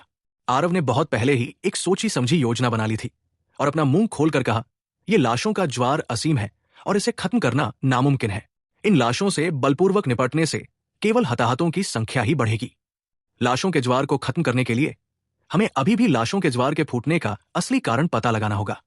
इसलिए मैं आज रात ढलने के बाद ये पता लगाने की योजना बना रहा हूं कि ये लाशें कहां से आते हैं। मुझे आश्चर्य है कि सभी की क्या राय है। शहजादा ने इस बारे में सोचा और सिर हिलाते हुए कहा, युवा स्वामी आरव ने जो कहा वो सही है। इस शहजादा की राय में भले ही सभी के बीच कुछ विवाद हो, पहले उसे सुलझा ले। लाशों के ज्वार को पीछे धकेलने के बाद हमें दरवाजे बंद करके हिसाब किताब करने में देर नहीं लगी है। मुझे भी कोई आपत्ति नहीं है। हमारी ताकत से ये लाशें बिल्कुल भी पास नहीं आ सकती। आज हम उसी दिशा में जाएंगे जहां से लाशें आती हैं और ठीक से खोज करेंगे। सबसे अच्छा होगा कि हम उनकी मान ढूंढ सकें और उन्हें एक साथ खत्म कर सकें। रात में काले बादलों ने चांद को ढक लिया, जिससे लोग अपने सामने अपने हाथ नहीं देख पा रहे थे। दहाड़, अचानक एक धीमी दहाड़ गूंजी जिसने रात की शांति को तोड़ दिया। इस धीमी दहाड़ के बाद पृथ्वी की सतह पर हल्की पीसने की आवाजें सुनाई देने लगी, जिससे आरव और बाकी लोगों को अनजाने में अपने सिर की त्वचा में झुनझुनी महसूस हुई। एक भयानक हवा बाहर निकली। भले ही इनमें से हर एक व्यक्ति शानदार कौशल के कारण साहसी था, लेकिन इस समय भी उनके दिल की धड़कनें तेज हो गई थी। वे यहां हैं, आरव ने गंभीरता से कहा। उसकी दृष्टि बहुत अच्छी थी और वो पहले से ही ज्वार के पानी जैसी ज़ॉम्बी सेना को यहां की ओर बढ़ते हुए देख सकता था। सभी ने ठंडी सांस ली। उनकी आंखों के सामने इस ज़ॉम्बी सेना की मात्रा वाकई बहुत ज्यादा थी। जहां तक नजर जाती थी, सभी जगह लाशें घनी थी, जो लोगों को दबाव का भारी एहसास करा रही थी। क्या ये संख्या थोड़ी ज्यादा डरावनी नहीं है? अगर हर व्यक्ति एक मुंह थूक भी दे तो भी ये हमें भी डुबोकर मार सकता है। संचित ने कहा, वे लोग नहीं बल्कि लाशें हैं। अभी भी थूकने की बात कर रहे हैं। क्या आपको ये घिनौना नहीं लगता? शहजादा ने व्यंग्यात्मक ढंग से कहा। आप लोग अभी भी मजाक करने के मूड में हैं। इतनी सारी लाशें, अगर हम ही अंदर फंस भी जाएं तो भी हम भी थककर मर जाएंगे। जीशान ने गंभीर स्वर में कहा। अनंत तक फैली लाशों की विशाल लहर, लोगों पर पड़ने वाला संवेदी अंग प्रभाव वाकई बहुत चौंकाने वाला था। भले ही वे ये स्वर्गीय साधु क्षेत्र के बुजुर्ग ही क्यों न हो, उन सभी के चेहरे पर भी गंभीर भाव थे, जैसे किसी दुर्जय दुश्मन का सामना कर रहे हों। इन लाशों की ताकत बहुत ज्यादा नहीं थी। अधिकांश लोग छठे स्तर से नीचे थे, लेकिन जब संख्याएं पहुंची इतनी भयावह सीमा तक, यह पहले से ही मात्रात्मक परिवर्तन से गुणात्मक परिवर्तन में बदल गया। स्वर्गीय साधु क्षेत्र के मार्शल कलाकारों के अंदर फंस जाने से बचने की बहुत कम संभावना थी। जिस दिशा में वे जा रहे हैं उसे देखते हुए ये जबलपुर शहर होना चाहिए। ऐसा लगता है कि वे वास्तव में क्षेत्र का विस्तार करना चाहते हैं। कुलदीप ने गंभीर स्वर में कहा। आरव की अभिव्यक्ति शांत थी, क्योंकि उन्होंने शांत भाव से कहा, सभी लोग उसी दिशा में भागें जहां से लाशें आ रही हैं। पीछे न मुड़े। हमारे पास केवल एक रात का समय है। सभी लोग समय का सबसे अच्छा उपयोग करें और लड़ाई में आसक्त न हों। बात खत्म करते हुए आरव के पैरों ने अचानक एक चाल चली और वास्तव में लाशों की लहर की ओर दौड़ने के लिए आगे बढ़ गए। बुजुर्ग दीपनकर की अभिव्यक्ति तब काफी बदल गई जब उन्होंने स्थिति को देखा और आरव के पीछे से चिल्लाए, हमारा इंतजार करो युवा स्वामी। एल्डर दीपनकर के अनुसार आरव की सबसे बड़ी निर्भरता ब्लैक फ्लड ड्रैगन थी। निश्चित रूप से उसके पास स्वयं कुछ क्षमताएं थी, लेकिन इस समुद्र जैसे शवज्वार का सामना करते हुए यह पर्याप्त कैसे हो सकता था? एल्डर दीपनकर की आकृति आगे बढ़ी और वह भी उसके पीछे भागा। एल्डर कुलदीप उसके पीछे पीछे चला। ब्लैकविंड भी हवा के झोंके की तरह आरव के पीछे भागा। जब जीशान ने स्थिति देखी तो उसने ठंडे स्वर में कहा, मृत्यु या खतरे का कोई विचार न रखने वाला लापरवाह प्राणी एक छोटा सा असीम क्षेत्र वास्तव में नेतृत्व करने की हिम्मत कैसे कर सकता है? संचित भी मुस्कुराया और कहा, यह नया लाल तालाब पवित्र भूमि का युवा स्वामी बहुत लापरवाह लगता है। हाँ, आशा है कि ये ज़ॉम्बी दया दिखाएंगे और उसे नुकसान नहीं पहुंचाएंगे। यहां गैरजिम्मेदाराना और कटु टिप्पणियां करना बंद करो। चलो साथ चलते हैं। अगर वो आरव मर जाता है तो हमें भी कोई फायदा नहीं होगा, चाहे उसकी ताकत कितनी भी कम क्यों न हो। क्या अभी भी 8वें स्तर ब्लैक फ्लड ड्रैगन का एक बड़ा घेरा नहीं है? उसके साथ होने से हमें इस यात्रा में कोई चिंता नहीं है, शहजादा ने कहा। सभी ने सिर हिलाया। उनकी आकृतियां भी तेजी से लाशों की ओर भागी, लेकिन उनकी आकृतियां अभी बहुत दूर तक नहीं पहुंची थी कि वे सभी अचानक से जम गए। उनके चेहरों पर भाव अत्यंत आकर्षक थे। दूर आरव सबसे आगे की पंक्तियों में था। बस उन्हें उसे अपने हाथ में लंबी तलवार लहराते हुए देखना था। अनगिनत तलवार की रोशनी तुरंत जारी की गई, उन ज़ॉम्बी की ओर हमला करते हुए। स्वूश स्वूश स्वूश। आरव की तलवार की रोशनी घास काटने जैसी थी, जो तुरंत ज़ॉम्बी के एक बड़े हिस्से को काट रही थी। एक पल के लिए उन लाशों के बचे हुए अंग आसमान में हर जगह उड़ गए। ये नजारा बेहद चौंकाने वाला था। बस एक ही हरकत और आरव ने लाशों के ज्वार में तुरंत एक बहुत बड़ा अंतर खोल दिया। वो रुका नहीं, सीधे उस अंतर की ओर भागा। आरव के हाथ में स्टारमून तलवार एक बड़े मारक हथियार की तरह थी। वो जिन जगहों से गुजरा वहां उसने सभी बाधाओं को दूर कर दिया। जीशान और पीछे चल रहे बाकी लोग सभी अचंभित थे। लाशों के ज्वार में 5वें स्तर ज़ॉम्बी के बड़े समूह थे, जिनकी ताकत असीम क्षेत्र मार्शल कलाकारों के बराबर थी। आरव के हमले ने वास्तव में उनके साधना क्षेत्रों की अवहेलना की। एल्डर दीपनकर किसी भी दर पर एक स्वर्गीय साधु क्षेत्र मार्शल कलाकार थे। वो इससे पहले ही आरव को पकड़ने वाले थे, लेकिन इस समय उनके चेहरे पर अभिव्यक्ति चरम पर थी और वो वास्तव में एक पल के लिए हमला करना भूल गए। अचानक उनकी पीठ किसी ने थपथपाई। पीछे मुड़कर देखा तो वो एल्डर कुलदीप था। क्या ये बहुत चौंकाने वाला है? मैंने तुमसे बहुत पहले ही कहा था, हमारा ये युवा स्वामी विशेष है। जब तक वो सचमुच बड़ा नहीं हो जाता तब तक प्रतीक्षा करो। ये हमारी लाल तालाब पवित्र भूमि के वैभव का एक बार फिर से समय होगा, एल्डर कुलदीप ने कहा। आरव का विरोध करने से लेकर अब आरव के प्रति आशा से भरे होने तक एल्डर कुलदीप का बहुत बड़ा परिवर्तन कहा जा सकता है। आरव ने पहले ही लाल तालाब पवित्र भूमि में लोगों के दिलों को पूरी तरह से जीतने के लिए अपनी ताकत का इस्तेमाल किया है। अब और अचंभित होकर खड़े मत रहो। यद्यपि युवा स्वामी शक्तिशाली है, लेकिन इस तरह की लाशों का सामना करना भी एक व्यक्ति की शक्ति से परे है। चलो उनकी मदद करते हैं, एल्डर कुलदीप ने हंसते हुए कहा। बड़े दीपकंड ने जोश से सिर हिलाया और उत्साहित भाव से कहा, ऐसे युवा स्वामी के साथ हमारी लाल तालाब पवित्र भूमि का उत्थान होना तय है। थोड़ी देर बाद ही कुलदीप और बड़े दीपकंड की जोड़ी वहां पहुंची। ये दोनों लोग दोनों ही स्वर्गीय साधु क्षेत्र के थे। उनकी ताकत थी आरव की तुलना में बहुत अधिक शक्तिशाली। कुछ निम्न स्तर के ज़ॉम्बी से निपटना स्वाभाविक रूप से आसान था। वे वास्तव में जिस चीज से डरते थे वो इस लाश के ज्वार में गहरे फंस जाना और इन ज़ॉम्बी द्वारा बलपूर्वक थका दिए जाने से था। एक बार में इतने सारे ज़ॉम्बी को मारने के लिए उन्हें जाहिर तौर पर काफी सार ऊर्जा भी खर्च करनी पड़ी होगी। लंबे समय तक वे इसे सहन नहीं कर सके। हे वास्तव में काफी सक्षम। हमने उसे कम आंका है। ये सोचना कि वो केवल असीम क्षेत्र है। अगर वो स्वर्ग के आरोहण क्षेत्र में घुस जाता है तो हम में से कुछ लोग शायद उसके लिए देखने के लिए पर्याप्त नहीं होंगे। सदमे के बाद शहजादा भी अपने होश में आ गया। उसके शब्द कड़वाहट से भरे हुए थे। अपने दायरे के साथ भी वे इस लाश के ज्वार में आरव की तरह किसी भारी चीज को हल्के की तरह उठाने जैसा काम नहीं कर सकते थे। बस दिखावा कर रहा है। मेरे हिसाब से वो यहां जानबूझकर दिखावा कर रहा है। मुझे नहीं लगता कि इस तरह की हरकतें कई बार की जा सकती है। जब तक उसकी सार ऊर्जा समाप्त नहीं हो जाती तब तक प्रतीक्षा करें। मैं देखना चाहता हूं कि वो क्या करता है। जीशान ने तिरस्कार पूर्वक कहा। कोई बात नहीं, सिर्फ इस हरकत से उसके सर्वोच्च सच्चे इरादे को शायद तीसरे चरण तक समझ लिया गया है। ये लाल ताला पवित्र भूमि युवा स्वामी वास्तव में काफी दुर्जय प्रतीत होता है, लेकिन आपने जो कहा वह भी सच है। इस तरह की हरकत उसकी असीम क्षेत्र साधना के साथ उसे कुछ बार से ज्यादा नहीं करनी चाहिए। चलो, अगर हम फिर भी नहीं जाते हैं तो जो जगह उन्होंने खोली है वो ज़ॉम्बी द्वारा भर दी जाएगी, संचित ने कहा। इन तीनों परिवारों के लोग भी आगे बढ़े और बहुत जल्दी आरव को पकड़ लिया। उनके शामिल होने से टीम की आगे बढ़ने की गति एक साथ काफी बढ़ गई। ये ज़ॉम्बी खुद बहुत ज्यादा नहीं है, लेकिन उनके भौतिक शरीर अत्यंत दुर्जय है। सभी ध्यान दें, इन ज़ॉम्बी के कारण आपकी सार ऊर्जा समाप्त न हो जाए। आरव को पहले उन्हें खरबूजे और गोभी की तरह काटते हुए देखकर उन्हें गलतफहमी हो गई कि ये ज़ॉम्बी बस थोड़ी ज्यादा संख्या में है और कुछ भी प्रभावशाली नहीं है। लेकिन जैसे ही वे अब इन ज़ॉम्बी से भिड़े, जीशान को पता चला कि वे इन ज़ॉम्बी को बहुत कमतर समझते थे। ज़ॉम्बी की ताकत अपने आप में उसी क्षेत्र के मार्शल आर्टिस्ट की तुलना में ज्यादा थी। सबसे भयानक बात यह थी कि उनके मांसल शरीर बेहद शक्तिशाली थे। उन्हें पूरी तरह से मारना चाहते हैं तो उन्हें और भी ज्यादा सार ऊर्जा खर्च करनी होगी। एक या दो जाहिर तौर पर कुछ भी नहीं दिखा सकते थे, लेकिन एक बार जब संख्या बढ़ जाती है तो सार ऊर्जा व्यय बहुत भयावह हो जाएगी। अभी वे पहले से ही इन ज़ॉम्बी से पूरी तरह घिरे हुए थे। अगर वे जल्द से जल्द हमला नहीं करते तो वे इन निम्न स्तर के ज़ॉम्बी द्वारा बलपूर्वक मारे जाएंगे। भूल जाइए कि जीशान सिर्फ एक स्वर्ग आरोहण क्षेत्र मार्शल आर्टिस्ट था। यहां तक कि वे यहां लाए गए स्वर्गीय साधु क्षेत्र के बुजुर्ग भी शायद किस्मत से बच नहीं पाएंगे। इन ज़ॉम्बी की संख्या बहुत भयानक थी। देखते ही देखते 4 घंटे बीत गए।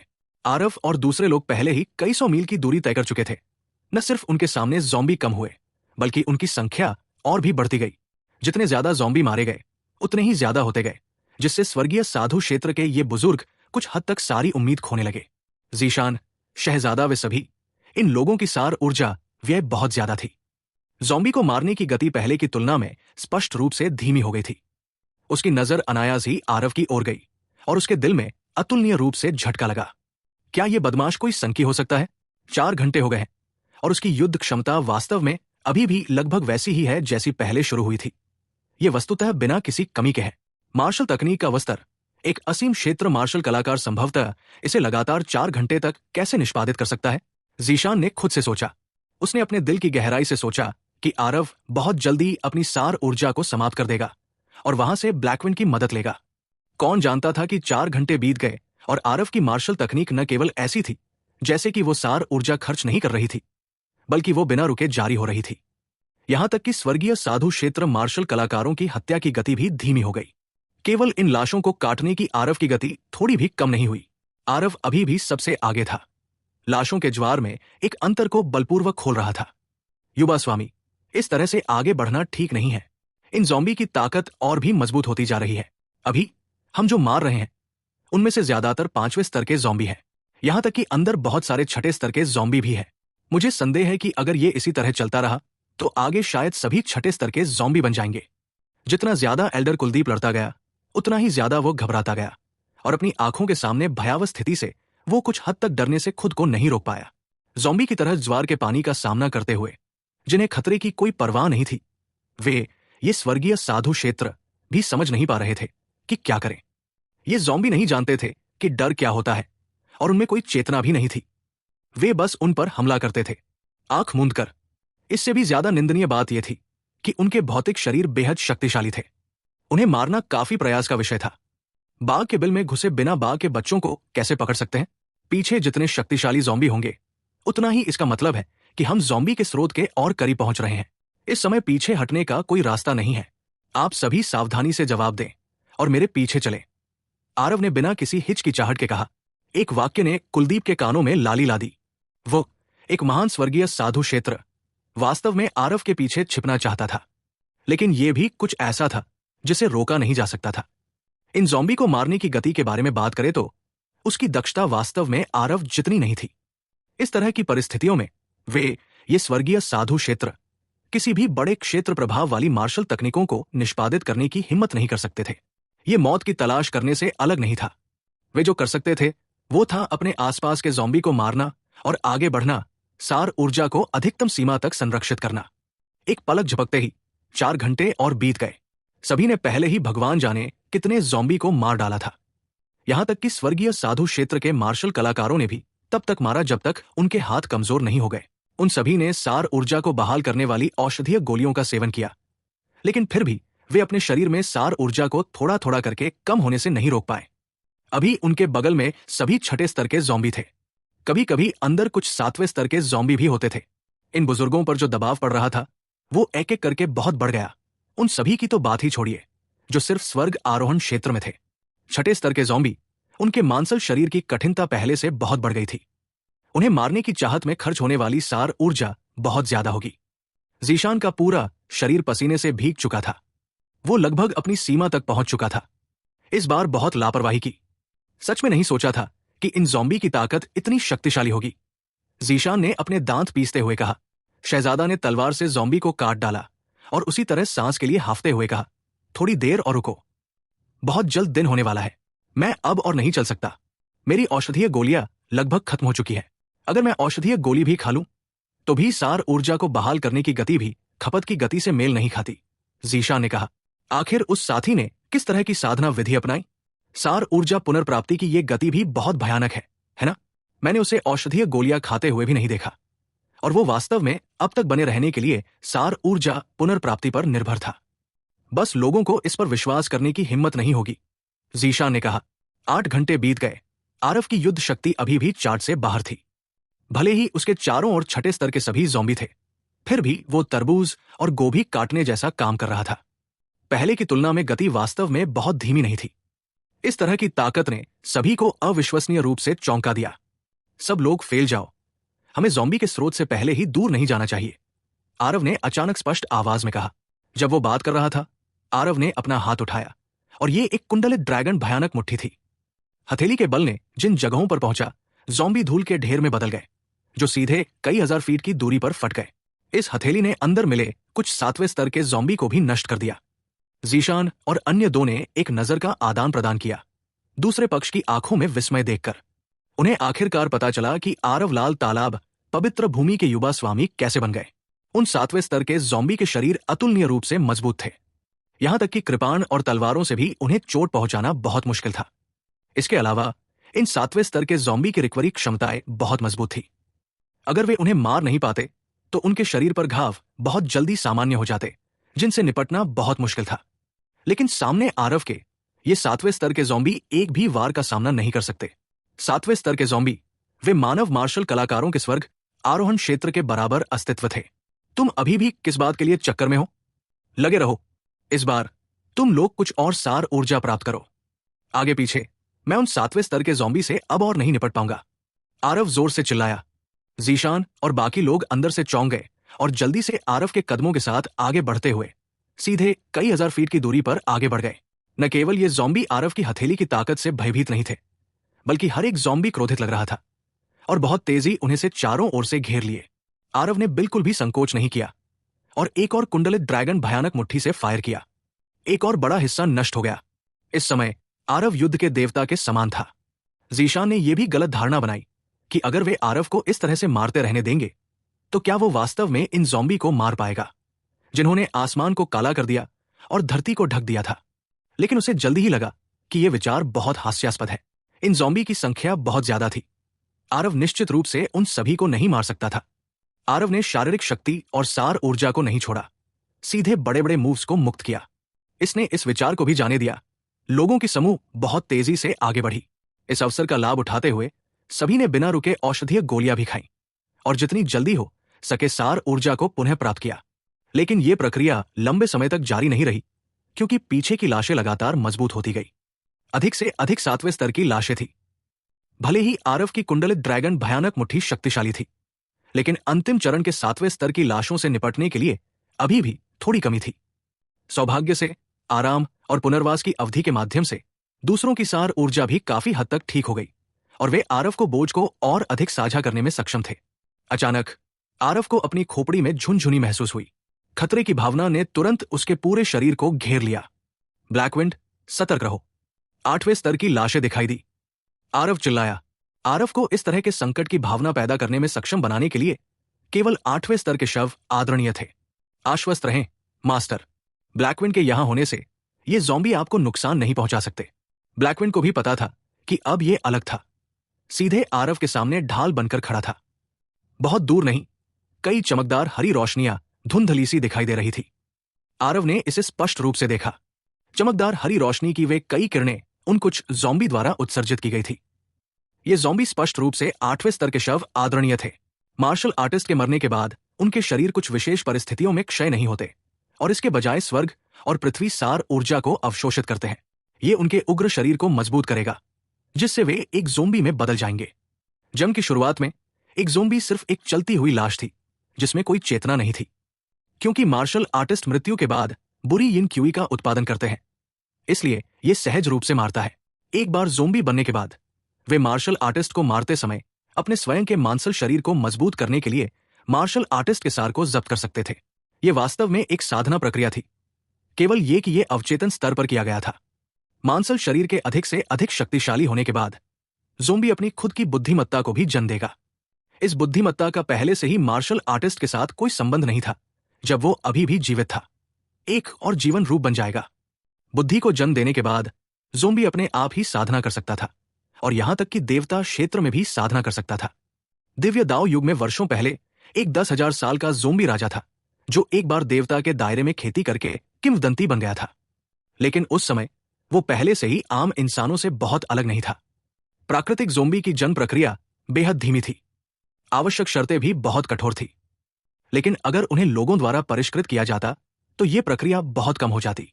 आरव और बाकी के हाथों से अब तक मारे गए अन्य लोगों में इन ज़ॉम्बी की बुद्धि ज्यादातर उच्च नहीं थी। ये 6ठे स्तर के ज़ॉम्बी, उनकी आंखों के सामने सभी में कुछ बुद्धि थी, लेकिन बहुत सीमित थी। 7वें स्तर के ज़ॉम्बी बुद्धि स्पष्ट रूप से बहुत अधिक थी, और ज़ॉम्बी भीड़ में छिपे हुए 8वें स्तर के ज़ॉम्बी, उनकी बुद्धि स्पष्ट रूप से सबसे अधिक थी। वे जानते थे कि इस दल की ताकत बहुत बड़ी थी। यहां तक कि 8वें स्तर के शव आदरणीय के अस्तित्व भी काफी संख्या में थे। इसलिए इन 8वें स्तर के शव आदरणीय लोगों में से हर एक भटक रहा था, उन बुजुर्गों के संपर्क में नहीं आ रहा था। वे केवल साधारण ज़ॉम्बी को ही आने देते हैं और बड़ों की सार ऊर्जा को खत्म कर देते हैं, जबकि वे किनारे पर हमला करने के लिए अवसर की प्रतीक्षा करते हैं। अधिक से अधिक 7वें स्तर के ज़ॉम्बी ऊपर की ओर दौड़े, जिससे बड़ों का दबाव आसमान छूने लगा।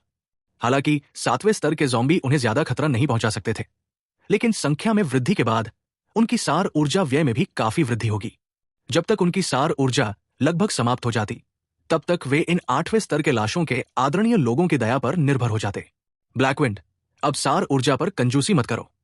मुझे लगता है कि हम ज़ॉम्बी के स्रोत से बहुत दूर नहीं हैं। अपने सबसे शक्तिशाली हमले का उपयोग करें और एक रास्ता खोलें। आरव ने गंभीर आवाज में कहा। हाँ मास्टर। अचानक ब्लैकविंड का शरीर नंगी आंखों से दिखाई देने वाली गति से बड़ा होता जा रहा था और तुरंत 100 से अधिक फुट लंबे काले बाड़ वाले ड्रैगन में बदल गया। एक विशाल ड्रैगन दबाव फैल गया।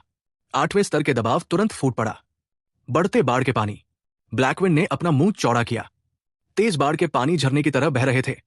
ये असामान्य रूप से अशांत था।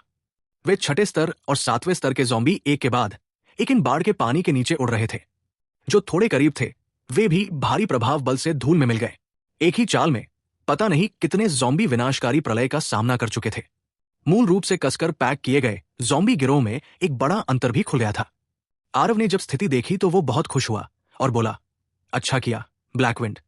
स्वर्गीय साधु क्षेत्र, आगे का रास्ता खोलो, एक गोल में हमला करो। जीशान और वे बुजुर्ग सभी चकित थे। इस ब्लैक फ्लड ड्रैगन की विनाशकारी शक्तियां बहुत भयानक थी, लेकिन ब्लैकविंड की इस बड़ी चाल ने उनके हौसले भी जगा दिए। ब्लैकविंड के साथ शायद वे वाकई अपनी जान बचाकर भागने में सफल होंगे।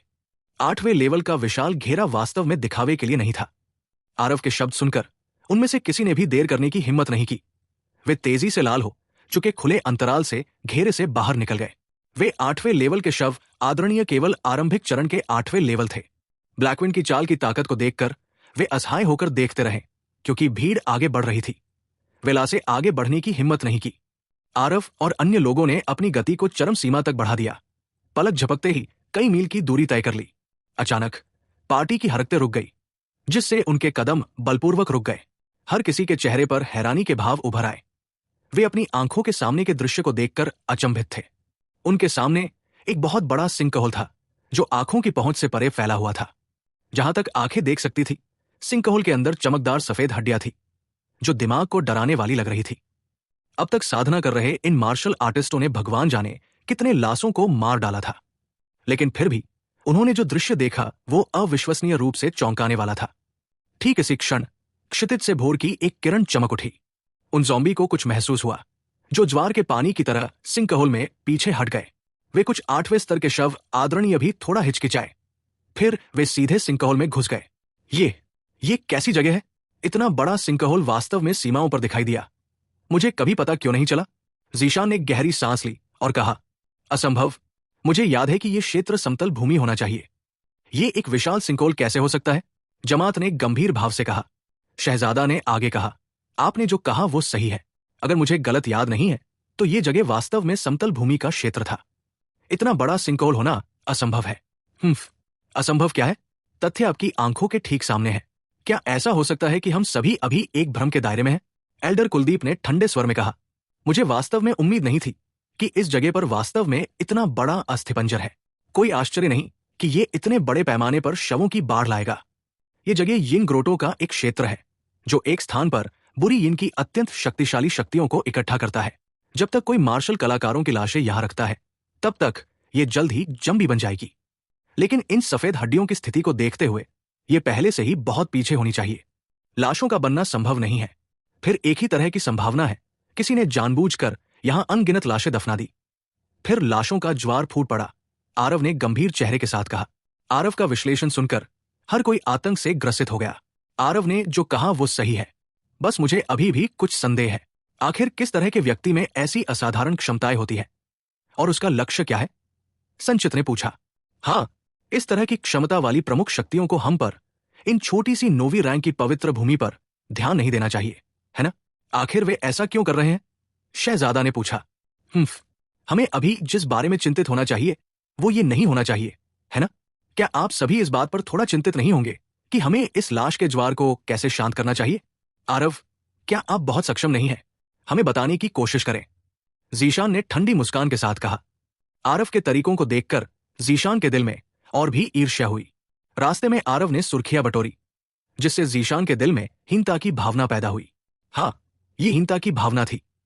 बचपन से ही जीशान हमेशा इस तरह की भावना से दूर रहा था, लेकिन इस बार आरव का सामना करते ही इस तरह की भावना बेकाबू होकर पैदा हुई। फिलहाल वे खतरे से दूर हो चुके थे। इस तरह की भावना इस समय अंतहीन रूप से बढ़ रही थी। आरव ने उसे एक बेपरवाह नजर से देखा और कहा, मुझे लगता है कि वे कुछ 8वें स्तर के शव आदरणीय अभी तक के सबसे शक्तिशाली अस्तित्व नहीं होने चाहिए। शवों की बाढ़ को रोकना चाहते हैं तो शायद हमें अभी भी इस कब्रिस्तान में प्रवेश करना होगा। आरव की बातें सुनकर सभी के चेहरे एकदम बदल गए। कल रात की लाशों की बाढ़ के बाद भी उनके दिलों में डर अभी भी था।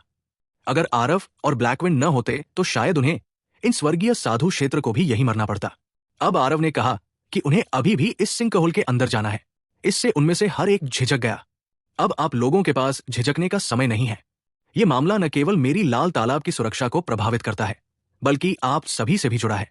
एक बार जब यह लाशों की बाढ़ फूटेगी तो पूरी पूर्वी सीमा पूरी तरह से तबाह और बंजर हो जाएगी। आरव ने गंभीर स्वर में कहा। सभी बुजुर्गों के चेहरे पर उलझन भरी झलक दिखी। स्पष्ट रूप से कल की लाशों की बाढ़ ने उन पर जो प्रभाव डाला था वो बहुत गहरा था। इस अस्थिबाड़ी पर एक नजर डालने पर यह स्पष्ट हो गया कि यह कोई महत्वहीन भूमि नहीं है। एक भी चूक और यहां किसी की छोटी सी जान चली जाएगी। अंदर प्रवेश करने वाले स्वर्गीय साधु क्षेत्र के बुजुर्ग को भी कोई लाभ नहीं मिल सकता। युवा स्वामी आरव, ये शवबाड़ को पहले से ही हम जैसे स्वर्गीय साधु क्षेत्र नहीं रोक सकते जब तक कि हमारे विभिन्न पवित्र भूमि के पवित्र स्वामी व्यक्तिगत रूप से कोई कदम न उठाए, अन्यथा इसे रोकना पूरी तरह से असंभव है। दिव्य इंद्रधनुष पवित्र भूमि के एक बुजुर्ग ने कहा। आरव ने मुस्कुराते हुए कहा, पवित्र स्वामी के कदम उठाने से क्या इसे रोका जा सकता है? सभी के चेहरे बदल गए, लेकिन वे सभी चुप हो गए। आखिरकार इस अस्थिबाड़ी में क्या था किसी को भी नहीं पता था, लेकिन इतने बड़े पैमाने पर शवबाड़ को ट्रिगर करने में सक्षम होना संभवतः अंदर इतना आसान नहीं था। सभी पवित्र भूमि के पवित्र स्वामी लगभग केवल प्रथम स्तर स्वर्गीय गहन क्षेत्र के शक्ति थे। यद्यपि शक्तिशाली होने के बावजूद वे प्रवेश करने के बाद बाहर आ सकते थे या नहीं, यह कहना वास्तव में कठिन था। भाई आरव, आपके पास क्या विचार है? पहले ही बता देने में कोई बुराई नहीं है, उस पर सभी लोग विचार विमर्श कर सकते हैं, संचित से कहा। एक रात के बाद आरव के बारे में संचित का दृष्टिकोण पहले से ही पूरी तरह बदल चुका था। यहां तक कि बातचीत भी बहुत अधिक विनम्र हो गई थी। आरव ने अपना सिर हिलाया और धीरे से कहा, कल रात सभी ने बहुत अधिक मात्रा में ऊर्जा खर्च किया। इस अस्थिगृह में तुरंत प्रवेश करने की कोई जल्दी नहीं है।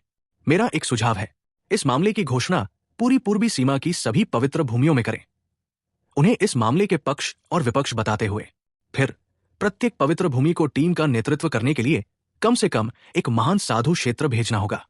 सभी लोग एक साथ अंदर प्रवेश करते हैं। जीवन और मृत्यु प्रत्येक के भाग्य पर निर्भर करती है। जो पवित्र भूमियां नहीं आती है वे पूर्वी सीमा की आम दुश्मन होंगी। पूर्वी सीमा एक छोटा सा क्षेत्र था। अधिकांश क्षेत्रों पर 7 पवित्र भूमि का शासन था। वर्तमान में ये 4 पवित्र भूमि पूर्वी सीमा की आधी से अधिक शक्ति थी। इन 4 परिवारों ने पूर्वी सीमा को घोषणा की। अन्य 3 के पास उनके सम्मन का उत्तर देने के अलावा कोई विकल्प नहीं था। जब अस्तित्व या विलुप्ति से संबंधित इस तरह की बड़ी बात होती है तो ये 4 पवित्र भूमि स्वाभाविक रूप से अस्पष्ट नहीं होती। तो अगर शहजादा ने कुछ हिचकिचाते हुए कहा, अगर हम सभी अंदर मर जाते हैं तो ये पूर्वी सीमा स्वाभाविक रूप से अब और नहीं रह सकती। फिर सभी लोग अपना रास्ता खुद ही खोज लें। ये मामला अत्यंत महत्वपूर्ण है। सभी को वापस जाकर अपने पवित्र स्वामी को समझाना चाहिए, अंतिम निर्णय लेना चाहिए। लेकिन अधिकतम 3 दिनों में प्रत्येक परिवार को अंतिम निष्कर्ष पर पहुंचना होगा। यदि 3 दिन बाद भी सभी ने उत्तर नहीं दिया तो मेरी लाल ताला पवित्र भूमि सबसे पहले पूर्वी सीमा से बाहर निकल जाएगी। आरव ने शांत भाव से कहा, अगले दिन क्या तुम उस अस्थि क्षेत्र में प्रवेश करना चाहते हो? बिल्कुल नहीं, बिल्कुल नहीं। पवित्र स्वामी रसीमन भी अस्थि क्षेत्र के मामले के बारे में सुनकर चिंता में डूब गए। लेकिन जब उन्होंने सुना कि आरव अस्थि क्षेत्र में प्रवेश करना चाहते हैं तो उन्होंने किसी भी कीमत पर सहमत होने से इनकार कर दिया। आरव उनके द्वारा नियुक्त उत्तराधिकारी थे। आवश्यक अनुभव और तड़का लगाया जा सकता था। लेकिन इस तरह की खतरनाक जगह वो आरव को अपनी जान जोखिम में कैसे डालने दे सकते थे?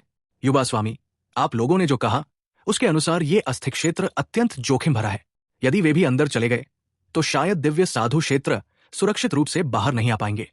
आप लाल तालाब पवित्र भूमि के भविष्य से बंधे हैं। आप अपनी जान जोखिम में कैसे डाल सकते हैं? सारथी ने भी आरव को समझाने की पूरी कोशिश की। ये बूढ़ी हड्डियां कभी भी जाकर मर सकती है। लेकिन आरव, तुम्हें जीना होगा।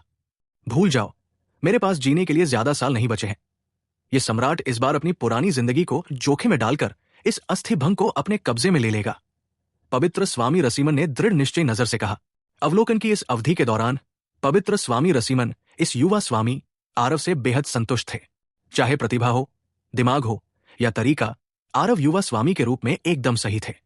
वो निश्चित रूप से पवित्र स्वामी के पद पर सफल होने के लिए एकमात्र विकल्प थे। अगर आरव अस्थि भंग में अपनी जान गंवा देते तो लाल तालाब पवित्र भूमि वास्तव में खत्म हो जाती। पवित्र स्वामी रसीमन के चिंतित भाव को देखकर आरव अंदर से भावुक हो गए। लेकिन उन्होंने अपना सिर हिलाया और कहा, पवित्र स्वामी के शरीर पर मृत्यु ऊर्जा धीरे धीरे खराब हो रही है। आपका जीवन काल बहुत कम बचा है। वो अस्थिगृह अत्यधिक यिन की भूमि है। बुरी की हुई शक्ति बहुत मजबूत है। यदि आप वहां जाते हैं तो आप शायद तुरंत मर जाएंगे। इसके अलावा आपकी वर्तमान स्थिति, एक बार जब आप दिखाई देते हैं, भले ही लाल तालाब पवित्र भूमि इस बार संकट से गुजरे तो हम अन्य भूमि द्वारा भी लक्षित किए जाने की संभावना है। इस यात्रा के लिए अभी भी एक व्यक्ति की आवश्यकता है। स्पष्ट रूप से मैं सबसे उपयुक्त उम्मीदवार हूं। पवित्र स्वामी रसीमन का गला भराया। आरव ने उनसे अधिक गहराई से सोचा। इसके अलावा आरव के प्रदर्शन ने स्पष्ट रूप से अन्य कुछ परिवारों को पहले से ही आश्वस्त कर दिया था कि वो बंद एकांत में है। जैसे ही वो दिखाई देगा सब कुछ उजागर हो जाएगा। पवित्र स्वामी रसीमन ने गहरी सांस ली और कहा, मैं वास्तव में पवित्र स्वामी के रूप में एक बेकार हूं। आरव ने मुस्कुराते हुए कहा, वास्तव में यह यात्रा शायद उतनी खतरनाक भी नहीं है। मैंने दूसरों से ऐसा इसलिए कहा था ताकि अन्य पवित्र भूमि के पवित्र स्वामी कोई कार्रवाई न करें। यदि अन्य पवित्र भूमि के पवित्र स्वामी केवल लाल तालाब पवित्र भूमि पर कोई हलचल न होने के बावजूद कोई कदम उठाते हैं तो यह संभवतः उनके संदेह को जगाएगा। पवित्र स्वामी रसीमन ने आरव की ओर देखा और गंभीरता से नहीं समझ पाए कि उन्हें क्या कहना चाहिए। यह बच्चा चीजों पर विचार करने में बहुत सावधान था और उसके पास दीर्घकालिक दृष्टि और महान दूरदर्शिता थी। यदि वो होता तो उससे बेहतर यह करना भी संभव नहीं था। ठीक है, तो आपको इस यात्रा के दौरान सुरक्षा पर ध्यान देना चाहिए। अगर यह काम नहीं करेगा तो आपको अपने जीवन को बचाना ही प्राथमिकता माननी चाहिए। अगर आपकी कोई जरूरत है तो बेझिझक बोलिए। पवित्र स्वामी रसीमन ने असहाय भाव से कहा। 3 दिन बाद पूर्वी सीमा की पवित्र भूमि उन सभी सातों ने इस बार लाशों के ज्वार की घटना के बारे में प्रतिक्रिया दी और लोगों को एक के बाद एक यहां अस्थिपंजर में भेजा। आरव को आश्चर्य इस बात से हुआ कि अन्य कुछ पवित्र भूमि के युवा स्वामी वास्तव में सभी आए, लेकिन इस बार लाइनअप पहले की तुलना में स्पष्ट रूप से बहुत मजबूत था। प्रत्येक परिवार ने 2 स्वर्गीय साधु क्षेत्र के बुजुर्गों को बाहर निकाला और 1 दर्जन से अधिक स्वर्ग ज्ञान क्षेत्र के मार्शल कलाकारों को साथ लाया। 7 परिवार एक साथ इकट्ठे हुए। वास्तव में ये 100 से अधिक लोगों के बराबर था। लाल तालाब पवित्र भूमि की तरफ एक और स्वर्गीय साधु क्षेत्र मार्शल कलाकार था। वांगजान और कुलदीप के अलावा सलीमा भी था। ये घटना समय ने बहुत चर्चा को जन्म दिया। लोटस व्यवसाय संघ भी स्वाभाविक रूप से अनजान नहीं होगी। आरव को आश्चर्यचकित करने वाली बात यह थी कि सलीमा ने सुना कि यह अस्थिगृह अत्यधिक यिन की भूमि है और वास्तव में उसे खोजने की पहल की, साथ आने का अनुरोध किया। एक अतिरिक्त सहायक होने के कारण आरव स्वाभाविक रूप से अनिच्छुक नहीं हुआ। अरे बच्चे, तुम ही हो जिसने हमारे 3 परिवारों को यहां आने और जोखिम उठाने के लिए मजबूर करने का घटिया विचार सोचा है ना? एक युवक अचानक आरव के पास आया और दुखी होकर बोला। यह व्यक्ति स्काईमिस्ट पवित्र भूमि का युवा स्वामी था, जिसे किंगस्टोन कहा जाता है। आरव ने उसे एक उदासीन नजर से देखा और कहा, यह तुम्हारी जिम्मेदारी है। मजबूर करने की बात कहा है? बकवास जिम्मेदारी। यह घटिया जगह हमारे 3 परिवारों की सीमा पर भी नहीं है। हमें इस गंदी स्थिति में आने के लिए मजबूर करने का तुम्हें क्या अधिकार है? किंगस्टोन थूका।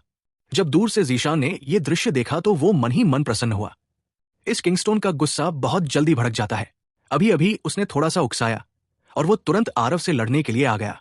हालांकि इस कब्रिस्तान में आने के लिए कोई विकल्प नहीं था। आरव द्वारा कुचले जाने के कारण वो अपने दिल में दुखी था। जरा सी भी परेशानी न पाकर वो अपने दिल में खुश नहीं रह सकता था, चाहे कुछ भी हो। नहीं, कुछ भी नहीं। अगर तुम आने को तैयार नहीं हो तो अभी जा सकते हो, तुम्हें कोई नहीं रोकेगा, आरव ने शांत भाव से कहा। तुम, किंगस्टोन का गला भर आया। थोड़ा दिमाग लगाओ। क्या दूसरों द्वारा तोप के चारे के रूप में इस्तेमाल किया जाना बहुत मजेदार है? यह सोचना कि तुम स्काईमिस्ट पवित्र भूमि के युवा स्वामी भी हो। मैं वास्तव में नहीं जानता कि तुम्हारे पवित्र स्वामी ने तुम्हारे जैसे मूर्ख को कैसे चुना, आरव ने ठंडे भाव से कहा। तुम बदमाश, मैं तुम्हारा ये मुंह फाड़ दूंगा। मुझे कौन इशारे में नाचेगा? मैं किंगस्टोन हूं। किंगस्टोन का गुस्सा बहुत उग्र था। जैसे ही उसने ये सुना वो तुरंत भड़क गया।